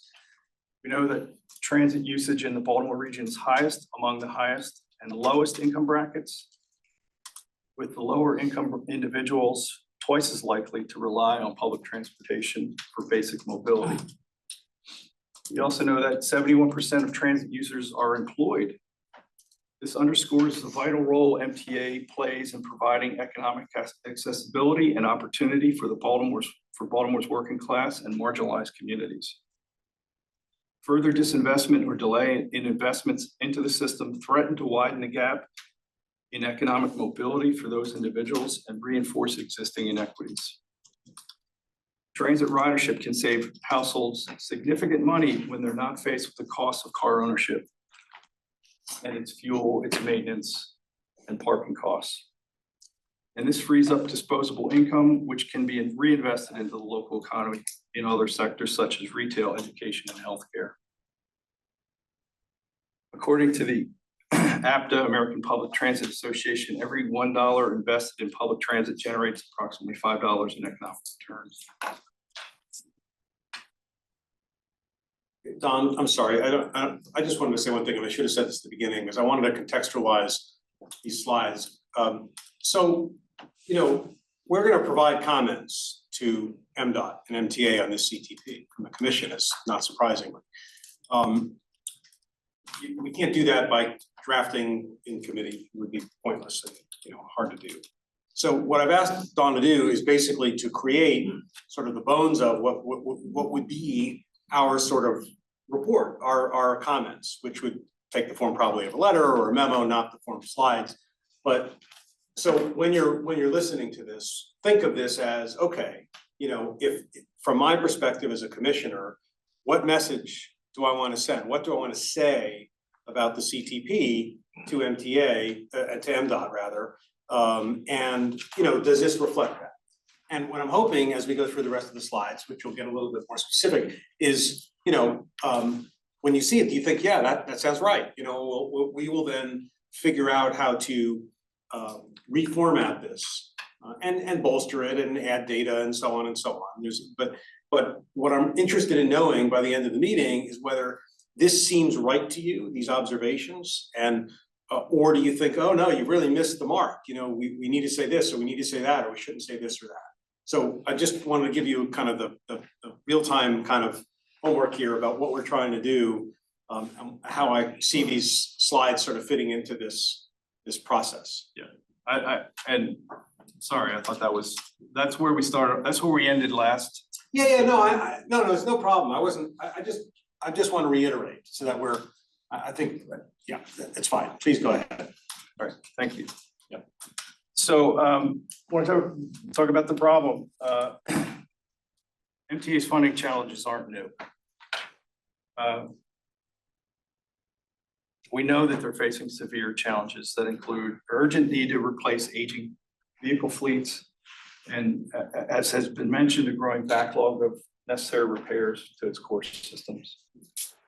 MTA's needs for additional funding and staff are a result of three main factors. Basic system maintenance keeps being deferred year over year. The cost to keep rising. Emergency repairs divert the agency's focus and are more expensive. Vehicle replacements are now critical, and the physical systems necessary to operate are chronically underfunded. And third, there's huge expectations that the promised major expansions of projects are going to be delivered.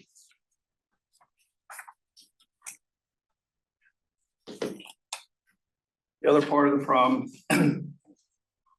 is there's nothing left for planning for expansion and innovation. MTA's ongoing challenges to maintain and operate its existing infrastructure freezes the focus of the agency, where they must provide basic maintenance and operations they must prioritize basic maintenance and operations over system expansion or service improvements. They're too often working to maintain basic operations and system integrity than spend time responding to the evolving transit demands in the region. Chasing and responding to emergencies is not cheap. Consequently, there's little to no funding left for system planning, expansion, and innovation. The chairman spoke about the proposed deferrals. Here are the major deferrals. They're at your seat. They're also in the CTP, in the draft CTP. So MTA's set to receive $672 million total over the 6-year period in deferrals. In the upcoming budget year, alone it'll be $124 million.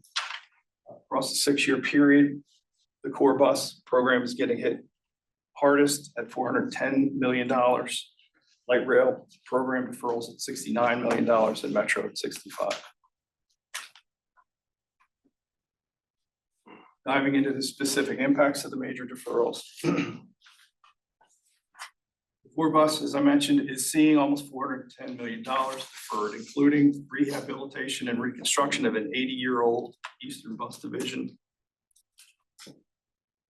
The deferral of the electric and ZEV bus program.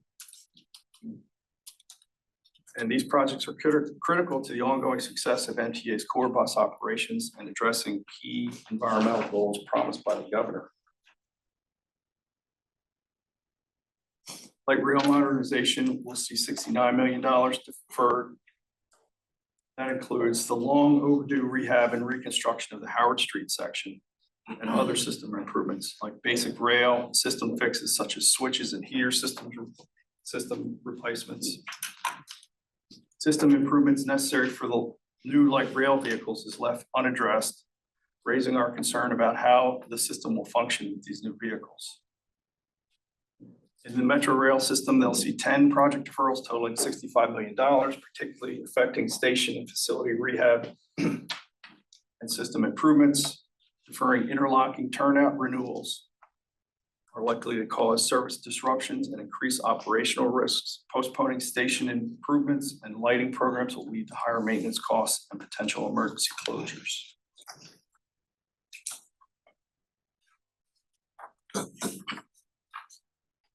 It's hard to ignore the funding disparities between the regions. The purple line costs continue to rise, increasing in the 6-year capital program by $240 million for the current CTP and draft CTP. The purple line cost increase represents much of the total increase provided by MTA over the 6-year period. Purple line consumes a quarter of MTA's total capital budget and nearly 1/2, 48% of all the state money available to MTA over the 6-year period. WMATA is not sharing the pain of deferrals like the balance of MDOT. Instead, WMATA will receive an additional $147.4 million in capital and operating funds, and that amount does not include any funds programmed by WMATA in the 2030 operating budget. Note that WMATA's operating allocation continues to increase year over year. We also have compliance concerns. The Transit Safety and Investment Act of 2021 mandated MTA state of good repair funding at $450 million for fiscal years 2025 and 2026. It appears that the draft proposes not to honor that mandate, budgeting only $336 million in FY 2025, a shortfall of $113 million, $376 million in 2026, a shortfall of $73 million, for a total of $336 million, or $186 million. The Zero Emission Bus Transition Act of 2020 created a legislative mandate that MTA only purchase zero emission buses for its transit fleet starting in 2023. And it is unfunded. This past July, the Board of Public Works approved an $80 million purchase of 50 40-foot hybrid electric and 20 40-foot operated electric buses, and MTA has initiated contracts. Given the deferrals of the ZEV program, we encourage the further consideration of continuing this contract and whether the department can use this money to address the pressing system rehabilitation and repairs outlined in the list of MTA deferral lists as proposed.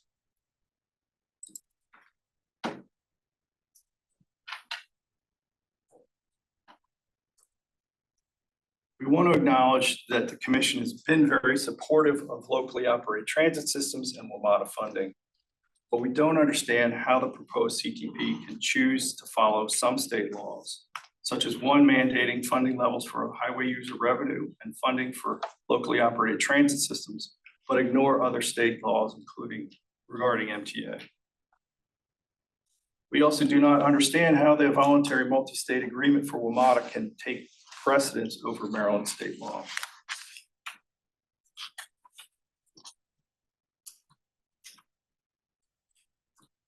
We urge the department to reconsider the deferrals to MTA and do whatever it can to reduce the further risk to MTA services in the region. There's an urgent need for increased funding. The $672 million of deferrals for MTA underscores the need and is vital to providing service reliability, community support, safety, and satisfaction. We urge MDOT to reconsider the current proposed cuts to MTA's state of good repair and look for more equitable ways to share the burden of these reduced revenues. That concludes my comments here. Thanks. Congratulations on the moving train. Moving forward. Excellent. Seriously, Don, thank you for boiling all that down, weeks and weeks of discussion and conversation into I think, a very coherent set of issues. So I appreciate that. I'm sure everybody else does. I'm just gonna open the floor and see what other commissioners think about that. And again, remember, what I'm asking is, if this essentially, is this the message? Is this the right message? Is this what we should be saying?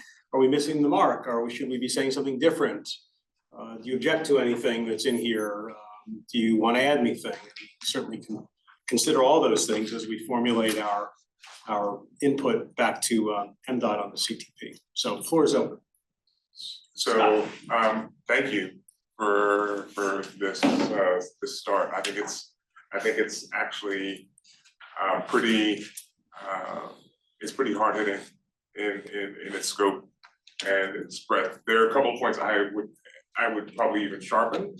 One, I think we need to call out that the harm that it can do. As I continue to look at the deferred maintenance items, we're talking about potential harm to the environment.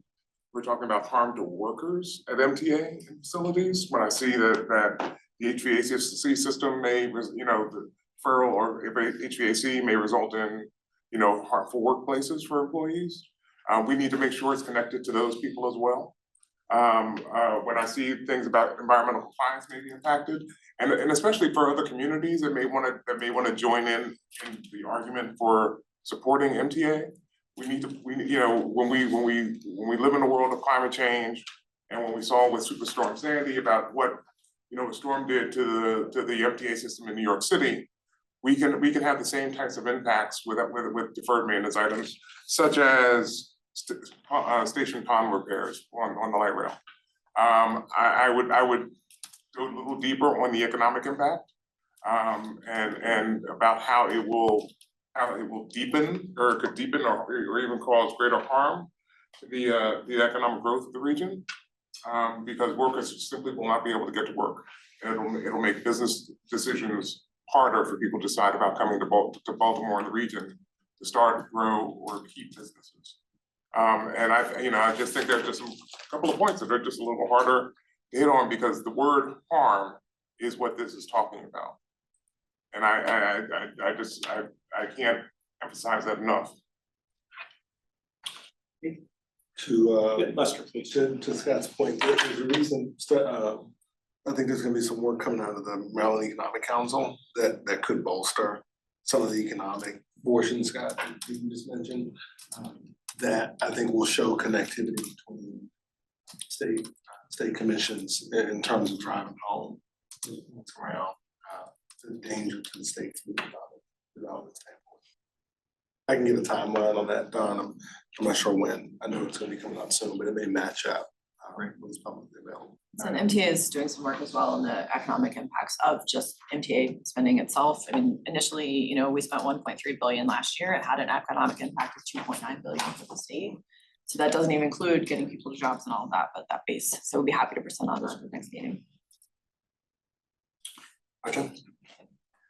Just wanted to say that I really like the document that shows the project deferrals, the descriptions and the impacts. I think it makes me really wonder how even certain things can be deferred, honestly speaking. For example, if I read if the radio communication would fail in the metro, then there's no way to communicate with someone in the metro. I think that would be pretty disastrous.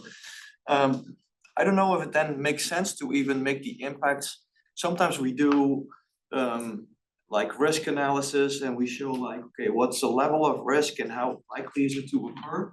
And so then if you make that matrix, you have the different levels of severity. Is it an idea to even show it behind there, what's the risk, or in what category would it fall? Is it high risk, many people impacted? And if it occurs, then it really is at a certain level, because at that time you could see okay, if you do this, if you won't do this, you really risk certain things that are basically, how do you say, you cannot really, they're unexcusable almost, I don't know if that even creates more visibility to decision makers, because sometimes maybe when people read this, they still don't know, does it impact one person a day or one job a day, or is it 100,000 a job, 100,000s of jobs and people? I don't know. Does it even make it more visible for people to understand? something like that. I don't know if it's a lot of work, but I think it would make, it would really show the maybe big impacts and the severity of not doing certain things really clearly when things are not being done, but maybe that's too big of an ask, of course, but So I think we have it at an asset level, like fairly high level that we would be able to share. In terms of like the number of people impacted, I'd have to check and see. I mean, so radios as an example. We had an issue last summer where the radio system went down for a separate reason. It was due to like the network that we use, I forget what it's called.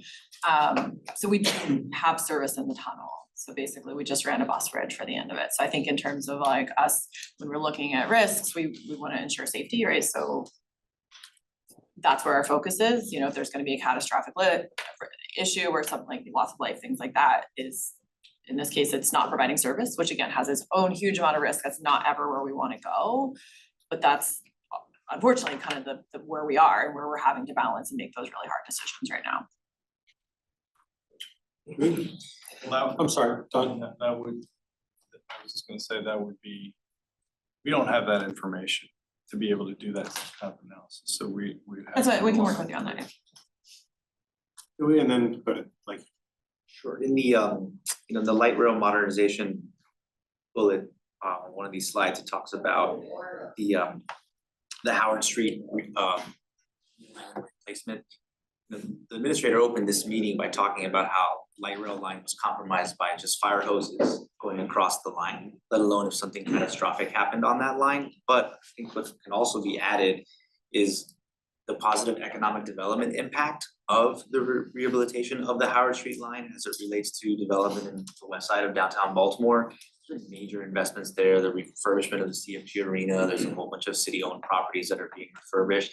And the restoration of that line, not just for proper service and the elimination of danger, to Arjun's point, there's a whole economic development argument that you can make that the deferral of these projects also impedes all of that econ dev on the west side of downtown Baltimore, which is a major part of the rehabilitation of this region, how it relates to the governor's goals in Baltimore, and that's kind of missing from this also, that ancillary, but I think really important aspect of that one project alone, kicking all those related cans down the line.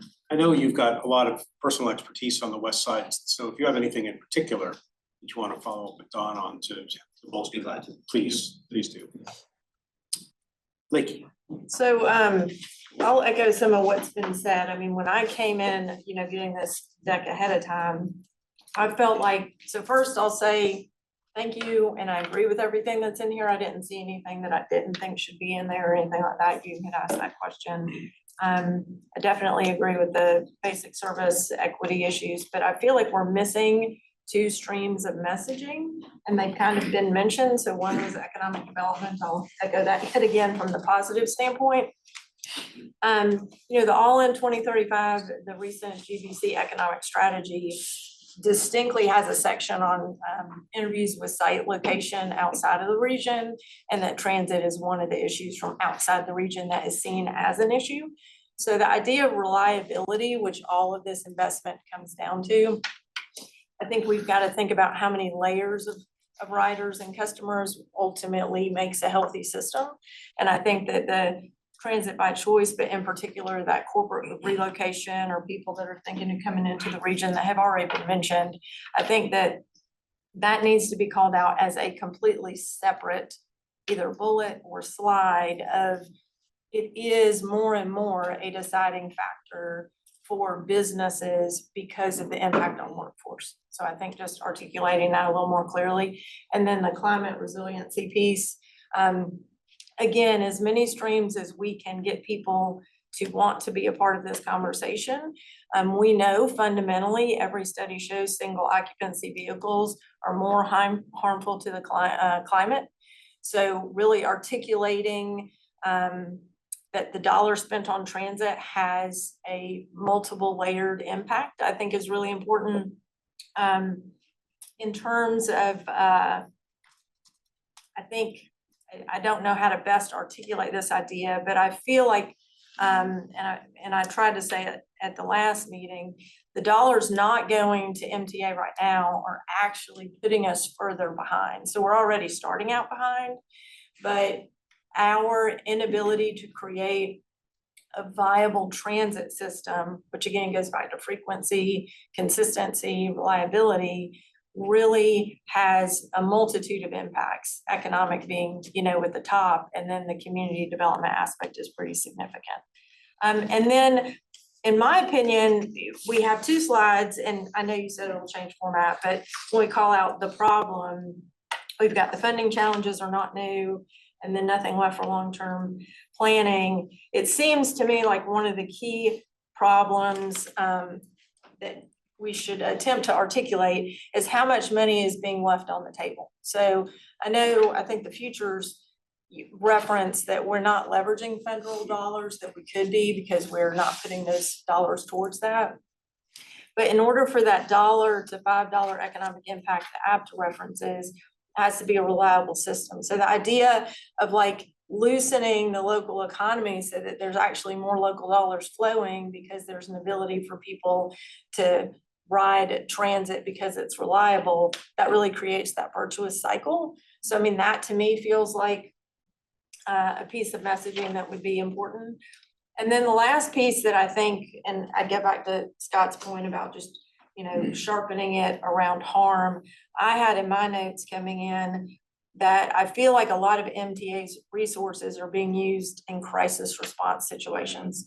So dollars, staffing, time, all of that adds up. And so there's a bigger dollar impact, and that idea is in here, but I think just really trying to articulate the density of time and effort that is spent on crisis response when we all know that that could be much more prevented than it is. Now, some can't be, but trying to reduce that ratio.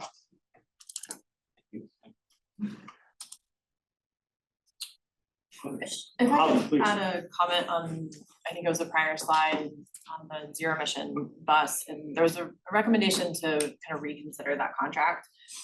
If you would, I would urge that being removed. I mean, so we have issued the contract. We have working very closely with our contractor. We're in pre-production meetings, like pulling back at this point. I understand wanting to use those funds elsewhere.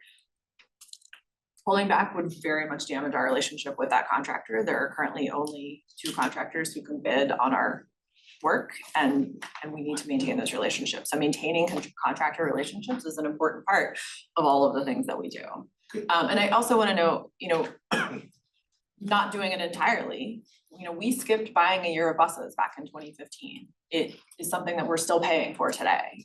It takes a while to recover from that. The age of the fleet increases, which then results in more corrective maintenance, more breakdowns, more all of those other things that we just talked about that are incredibly impactful. And so I know it's very easy to look like that's a lot of money that are going towards buses, but we have to keep the system going each and every year through purchasing more replacement buses. Could you just zoom out for a second on the ZVs and just remind everybody sort of what the consequence is? Because I think I want people to understand, like, so we've had these deferrals, but what does that really mean long-term? Because what you're suggesting is there's still a long-term plan for those. We've just gotten this money approved, but so just, I think it'd be helpful for people to really understand what's going on with them. I mean, so to be clear, that it's very complex. It's all tied together. It's something that we're kind of struggling with right now. We're making decisions today based on the best information that we have and the budget that we have. And I think that, a lot of where MTA is today is, historically, that's what we've done. But I hate to say the light rail vehicles, it was made based on the budget and the best information that we had at the time. So that's where we are. So that's where we're on the bus side. We've done 4 years worth of work to think about transitioning. We understand all the things that we need to do in terms of working with PGE, upgrading the facilities, replacing Eastern and the vehicles, as well as training our employees. So it's a large, complex process. So now we are looking at potentially deferring. It's a draft budget. I don't know where the legislature is going to end up. So we're trying to make decisions today based on the budget that we have. We have the budget, we have the funding to move forward with those 20 electric buses.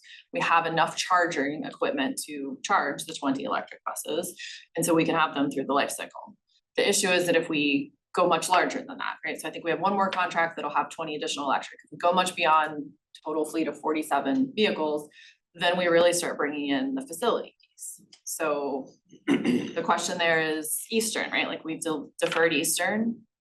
It needs improvement. I mean, Mike will vouch for this. We have a bird problem on our maintenance facility. It's a major issue. It needs a lot of work. But how much do the birds are pooping on our employees? They don't remove the insulation and everything else. The only thing it is, birds nesting more, you know, in other areas that they have more exposed now. It is, I mean, I go over there and this is the number one thing that I talk about with employees is what we're doing to try and combat this. Like, and I'm kind of making light of it, but it is a real serious issue. Like it is something that we're dealing with. But I think the question is how much do we put into that facility, not knowing what the future is going to be? So do we invest 50 million to do a comprehensive rehab, get the HVAC up to the place where it's going to be? And then if we have to go zero emission, that money is wasted, right? Like we're constantly trying to make these decisions every single day based on the information that we have and the budgets that's available to us. Sorry, that may have complicated it even further. No, I mean, it is what it is.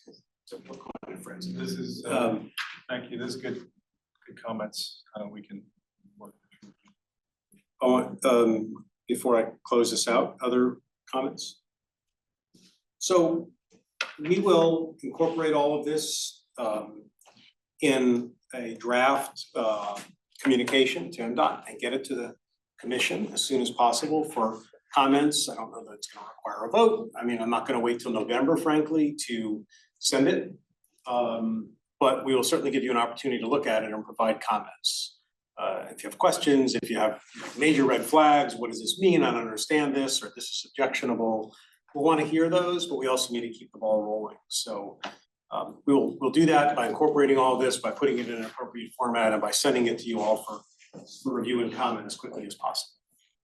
Thank you. This is really excellent discussion with really useful input. So thank you, Don, for the great foundation.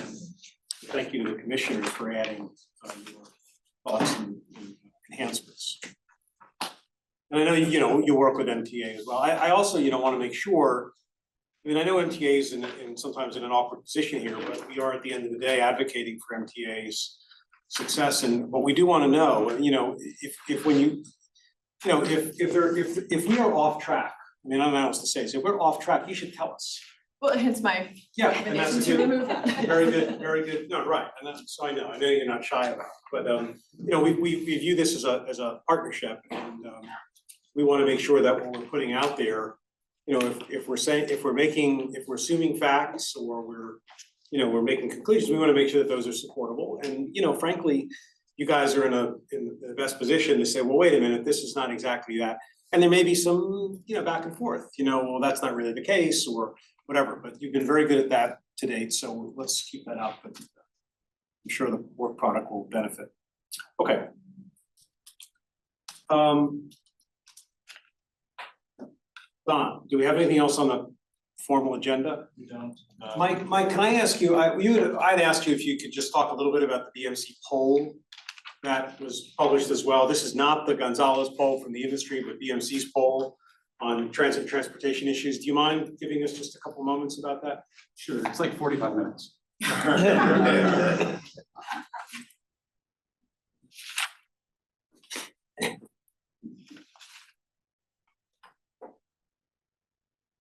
I'm doing it on the heels of our paid consultant saying that transit polling is useless, so take it all with a grain of salt. I think it was Louis who said transit polling. All right, so this was a much larger effort. BMC has started an annual public opinion survey that touches on a really wide range of issues, but a number of them are transportation and transit related. So I am just going to run through those. There is a website up on this. You can reach through BMC's website, and I'm passing out the slide deck that we shared at our full release event earlier this week.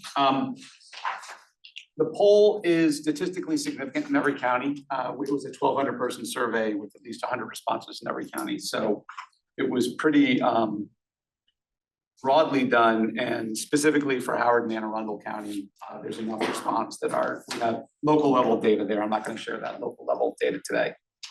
These are just some of the traffic, transportation, and transit slides. People don't like traffic. I'm not going to belabor this point. But you can see this is one of the only things that every single county agreed with very strongly all the way across the board. And The darker shades on this are just intensity. The darker yellows are really don't like, the darker blues are really like. So I don't know who the 8% of people are who love traffic. They're probably not paying attention to the Transit Commission. There is a general sense that traffic is getting worse. We asked the second question. The specific question was, traffic in my area is a lot better than it was before the pandemic. So post-pandemic, everyone is realizing that there's more and more cars on the road, getting back to what it was like before, if it's not already there.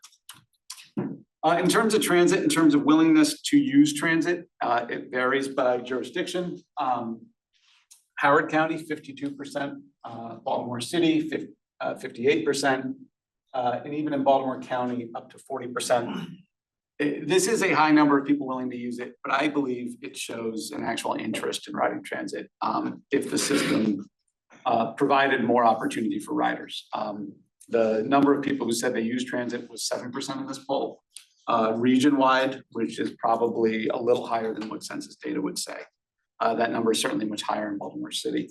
But from our perspective, we do see this as a positive that there really is interest, especially in the urban core, of more people getting on transit. In terms of who was willing, the total was 45%. Younger people are more willing. As you sort of age out, the desire to ride transit and willingness gets a little lower. And then we asked which one of the two would make you more likely to use public transit. And I think this could be a really interesting data point. We're going to track this over time. For this whole poll, probably 80% of the questions we want to ask every year so we can benchmark where perception is on issues. But the two top things were convenience stops and increased safety.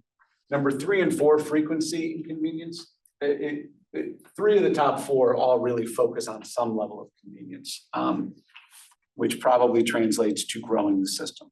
And then lastly, we did ask a question on the red line. The question was asked in Baltimore City and Baltimore County, and 54% of the respondents agreed that the proposed red line will significantly improve traffic in the region.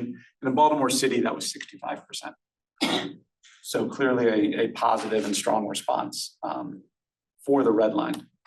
That is, I'm not Andrew Walker, but that is our sort of very, very brief summary of this. But I encourage folks to look at the data, to look at the website. There's a lot of good information there. And if folks have any questions or want any local level data, I'll see what I'm able to pull from the crosstabs. Thank you. Questions for Mike? I don't know if, I did not, I did briefly look at the Gonzalez poll, but so I'm really reading from the article, but the article, one of the bullet points in the article is 65% of people statewide support the proposed red line. It says, I'm assuming it came from somewhere. That doesn't mean they want to pay for it. So in this, just for specifics with our case, the actual question we asked is listed. This was an agree, disagree statement, and this is the statement that people were asked, so you can get a sense of what they were responding to. Okay. Yeah, Thanks, great. John. Appreciate it. Okay. Don, so nothing on our agenda. I know we have a period for public comment. I think CMTA, Brian wanted to talk a bit about the memo that he submitted. Yes. So we can start with that. I don't know what's on your list of folks who might want to address the commission. Right now, just Brian. Brian, please.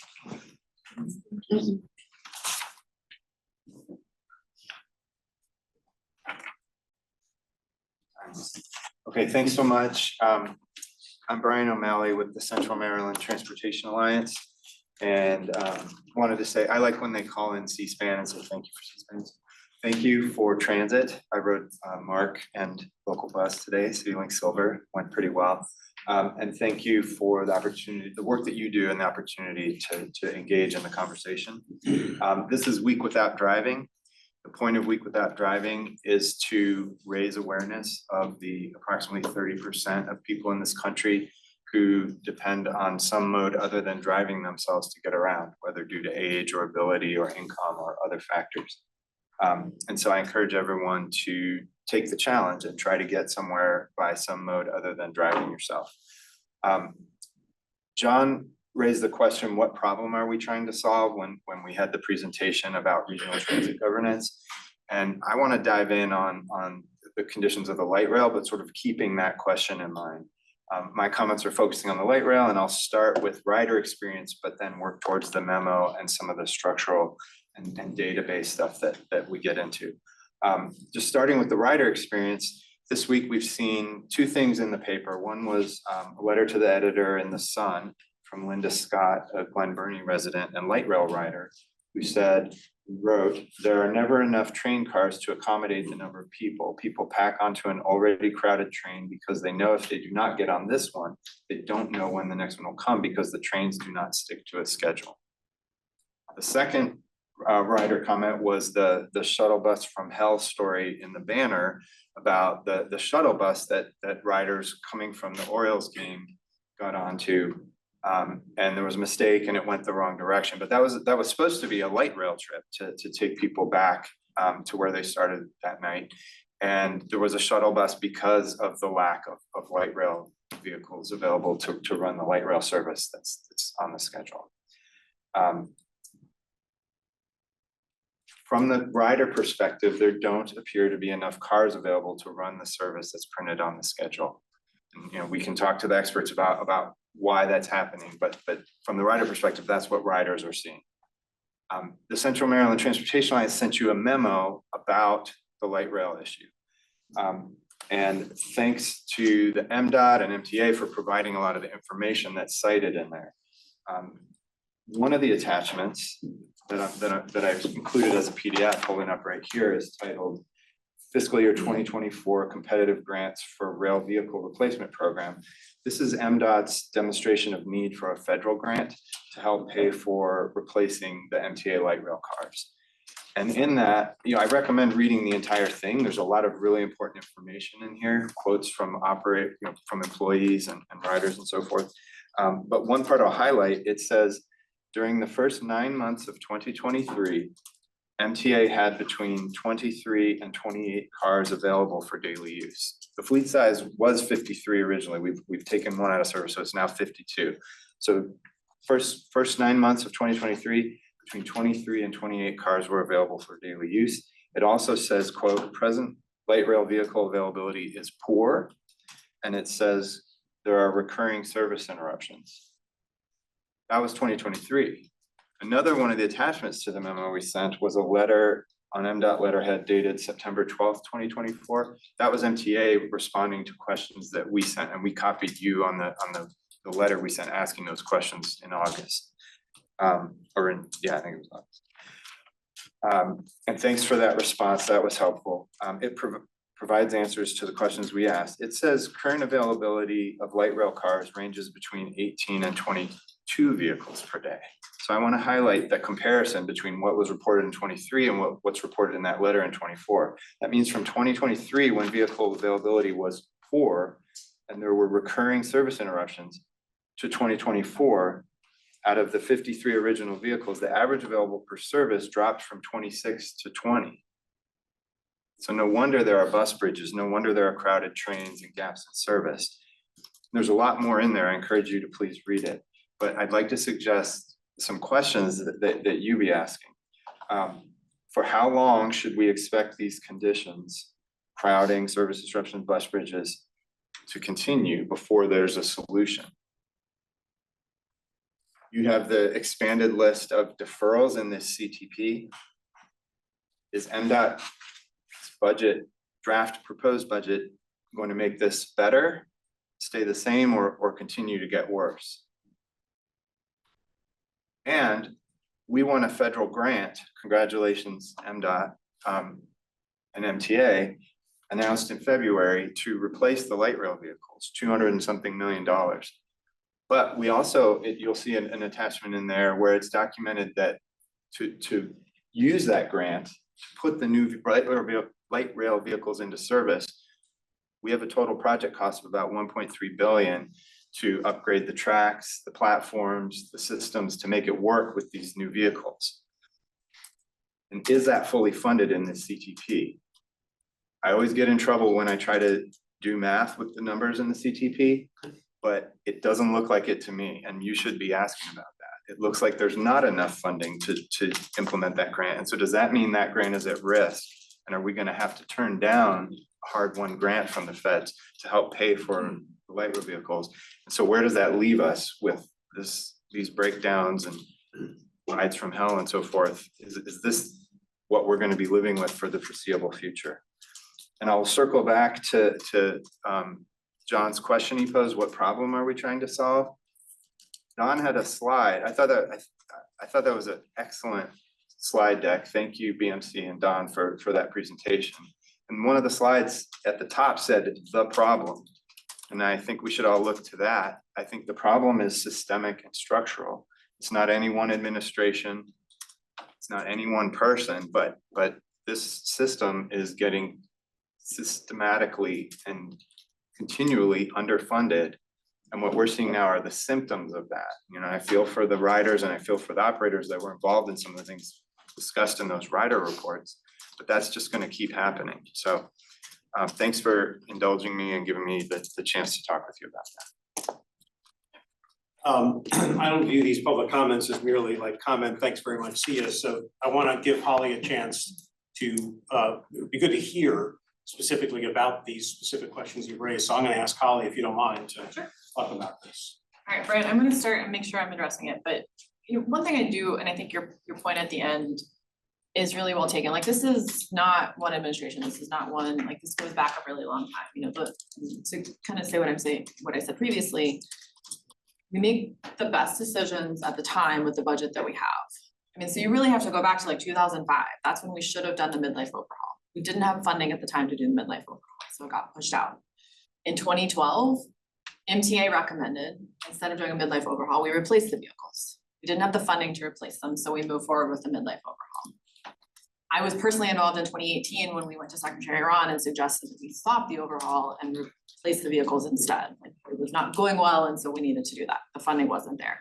So we're still here today, right? Like, that has led us to where we are. So we're in this situation, we need to get out of this situation. And so we're continuing to make the best decisions with the funding that we have. We were able to get funding for the vehicles, and I'm really thankful to FTA for that. I'm thankful to the state for putting in, I think, $90 million for the match. We are short for the overall program because, again, it is all tied together. It's not just vehicles, it's also a signal system, and it's also, or I'm sorry, train control system, the stations, the maintenance facilities, and then the employee training that all go together. So we have the funding for the vehicles, we're working on the rest of it. We're about 380 million short in the 6-year period for what we fully need. I'm working really closely with MDOT's Office of Finance to see if there might be some creative financing that we can do, because we all recognize the importance of this, but sitting here today, I don't have an answer. So in terms of like how long this will last, we're looking at different options. I really focused the team on hiring, and we've added some additional positions for light rail maintenance staff, union staff, because we know we need those additional technicians there to help. We're looking at potentially some contractual support to help us out with certain things that the day-to-day staff can't do. I mean, we're attacking this from all angles. We do need the funding for it, but that's what we are looking at. We're gonna continue to supplement with buses. We do, in terms of your point of running the schedule, we can run the schedule, but with single cars. Like, we have enough to run with single cars. We don't have enough to put the 2 cars out for every train. Did I address all of your questions, or am I missing one? I had trouble keeping track in real time. Sorry. It's all tied together. Are we at risk? If the draft CTP goes forward, do we have to give back the federal grant? I think we've probably got about a year to get the rest of the funding, or we will be at risk of losing the federal grant. And the rest of the funding, what we were. So it's a total $1.3 billion program. Within, it spreads beyond the 6-year period. Within the 6-year period, we need an additional 380 million. And we also need to move forward quickly. I mean, we were planning on advertising this year. I think we'll delay a little bit because we don't want to get too in front of the maintenance facilities or the station work.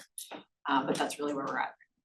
So I'm sure that got people's attention, it got mine. Don, let's make particular note of that, because again, I think, again, it goes a little bit to what I was saying earlier. When you're swimming in the sea of sort of generalized shortfalls, generalized underfunding, generalized overwork, et cetera. For me, I'm sort of searching for like specific hooks to hang things on. And the prospect, we gave $900 million back when the former governor canceled the red line, which was appalling. You can't give this money back for these light rail cars. I mean, it's anathema. The idea that that could ever happen is so outrageous. And you've given us an actual data point, which is we need there's a $300+ million shortfall in the current CTP, where we risk giving the money back. That's a pretty straight, I mean, I understand it's not perfect, but. Yeah, no, and I mean, I do wanna note, and I wanna give MDOT a lot of credit, like Jacqueline Hartman, the Assistant Secretary, is working really closely with me. Everyone understands the importance of this. We're just in an unfortunate financial situation right now. I have no doubt that this MTA, this MDOT, this administration does not want to give that money back. This is not, obviously, that's not what's going on here, and I'm sure that MDOT, Jackie Hartman, others are trying to solve that problem. But it's a very, unlike sort of a bunch of moving targets, you've identified something very specific. Ironically, what's weird about it, of course, is, and frustrating about it, is that it is not, it's not even anything to be particularly excited about, in the sense that we got this money for the rail cars, and we ought to have enough money to do the system improvements in order to facilitate the rail cars being purchased and put into. And if that happens, we'll have some new rail cars in the system. And we're still struggling with the fundamental issues that we've talked about. So it's not like, yay, we've got the new infrastructure to build around the rail cars. It's like, well, that seems like an obvious thing to do. What about all the other problems? And instead of sort of, we're gonna solve this obvious problem and then deal with all the other problems, now we're in this headlong rush to try and figure out if we can find $300 million merely to not give the federal money back.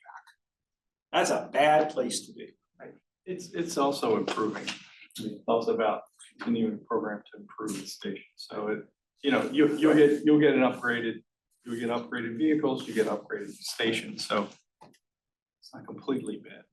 I was gonna say, yeah, it's. Or boring, I mean, you could get excited about this. This is something to get excited about. They're low floor vehicles. They're easy to get on and off. And we're looking at potentially being able to increase headways as well, if we could get additional operators through this new fleet. So there is some very good stuff there. I'm probably not articulating this as well as I would like to, but it's sort of what Blakey was saying earlier a little bit, or a number of us have said, which is that we have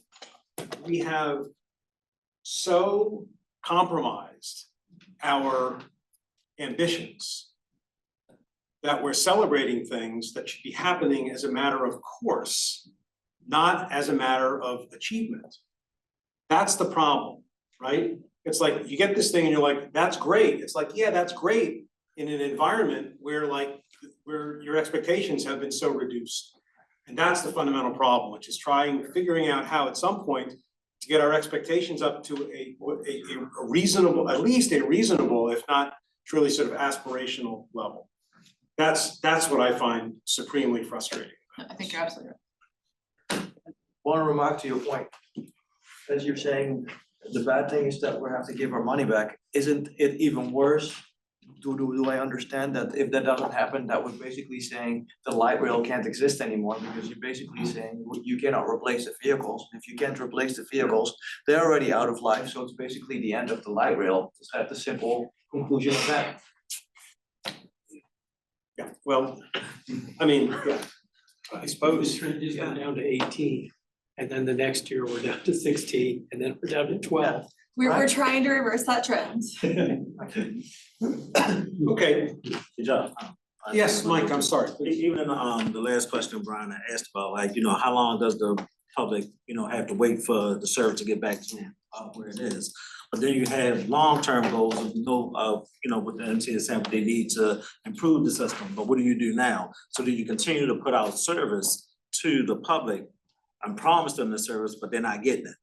So shouldn't, and they have that expectancy that trains are gonna come on this particular time and they're not coming on a regular basis at those times. So does it need to be scaled back to say, hey, the headways can't be met now? We know that's a long-term goal, that, and what you wanna get back to, whereas you wanna get back up to 50 cars out there, but now you're still only down to 23 something. So the public can't continue to be promised this service that they're not getting. And that's essentially what Brian is asking, like, hey, how long do we have to continue with this? And, or is MTA gonna do something about fixing these problem schedules? So, I mean, to the schedule point, again, we can run single car trains for the current schedule. And our goal is to maintain that current schedule, the 10-minute headways in the peak, 15-minute off peak. I understand that the branches are a little different, but generally through the core of the system, that is the goal. When we went to 15 minutes because of operator availability, we did lose ridership, and honestly, the operators hated that schedule. So for a variety of reasons, I'm trying to avoid that. I think the frequency matters. Frequency is really important for ridership, and so as much as we can keep that schedule and keep the 10-minute headways, we're gonna try that. But there's still a lot of other challenges there though. For example, MTA is just starting to enforce the 30-second dwell at every single station stop going through. We've had our shop stores who are train operators went out there for a week riding the trains, trying to tell all operators to be in compliance with this 30-second dwells.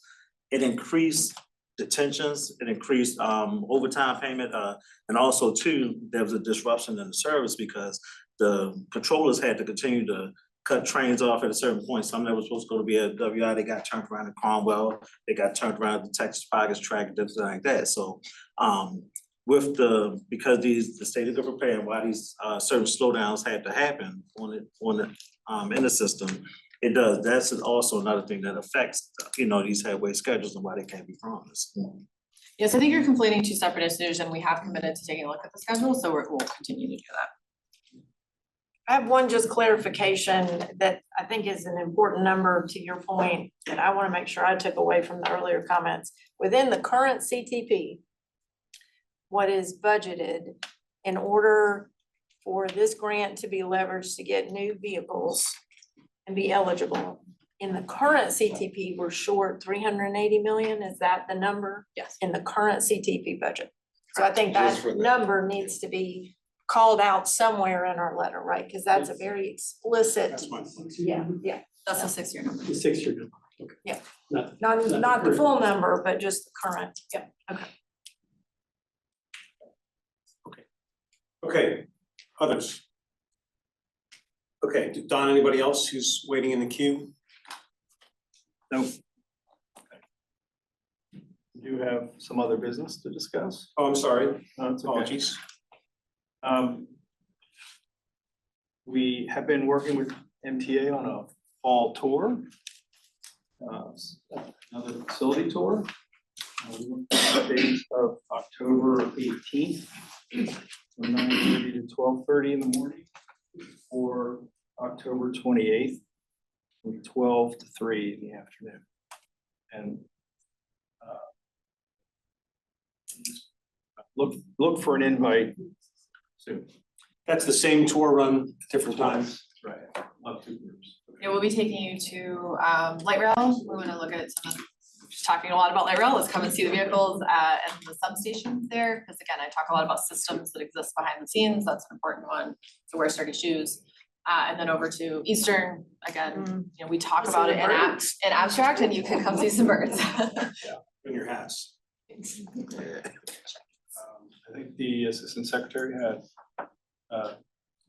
Yeah, please, of course. Yeah, just real quick, it'll be super quick. We, for the last couple of years, more than the last couple of years, we've done this, small and minority business summit that we've held every year, at Turk Valley in Ellicott City. This year, we're changing things up a little bit. We normally do it in September of every year.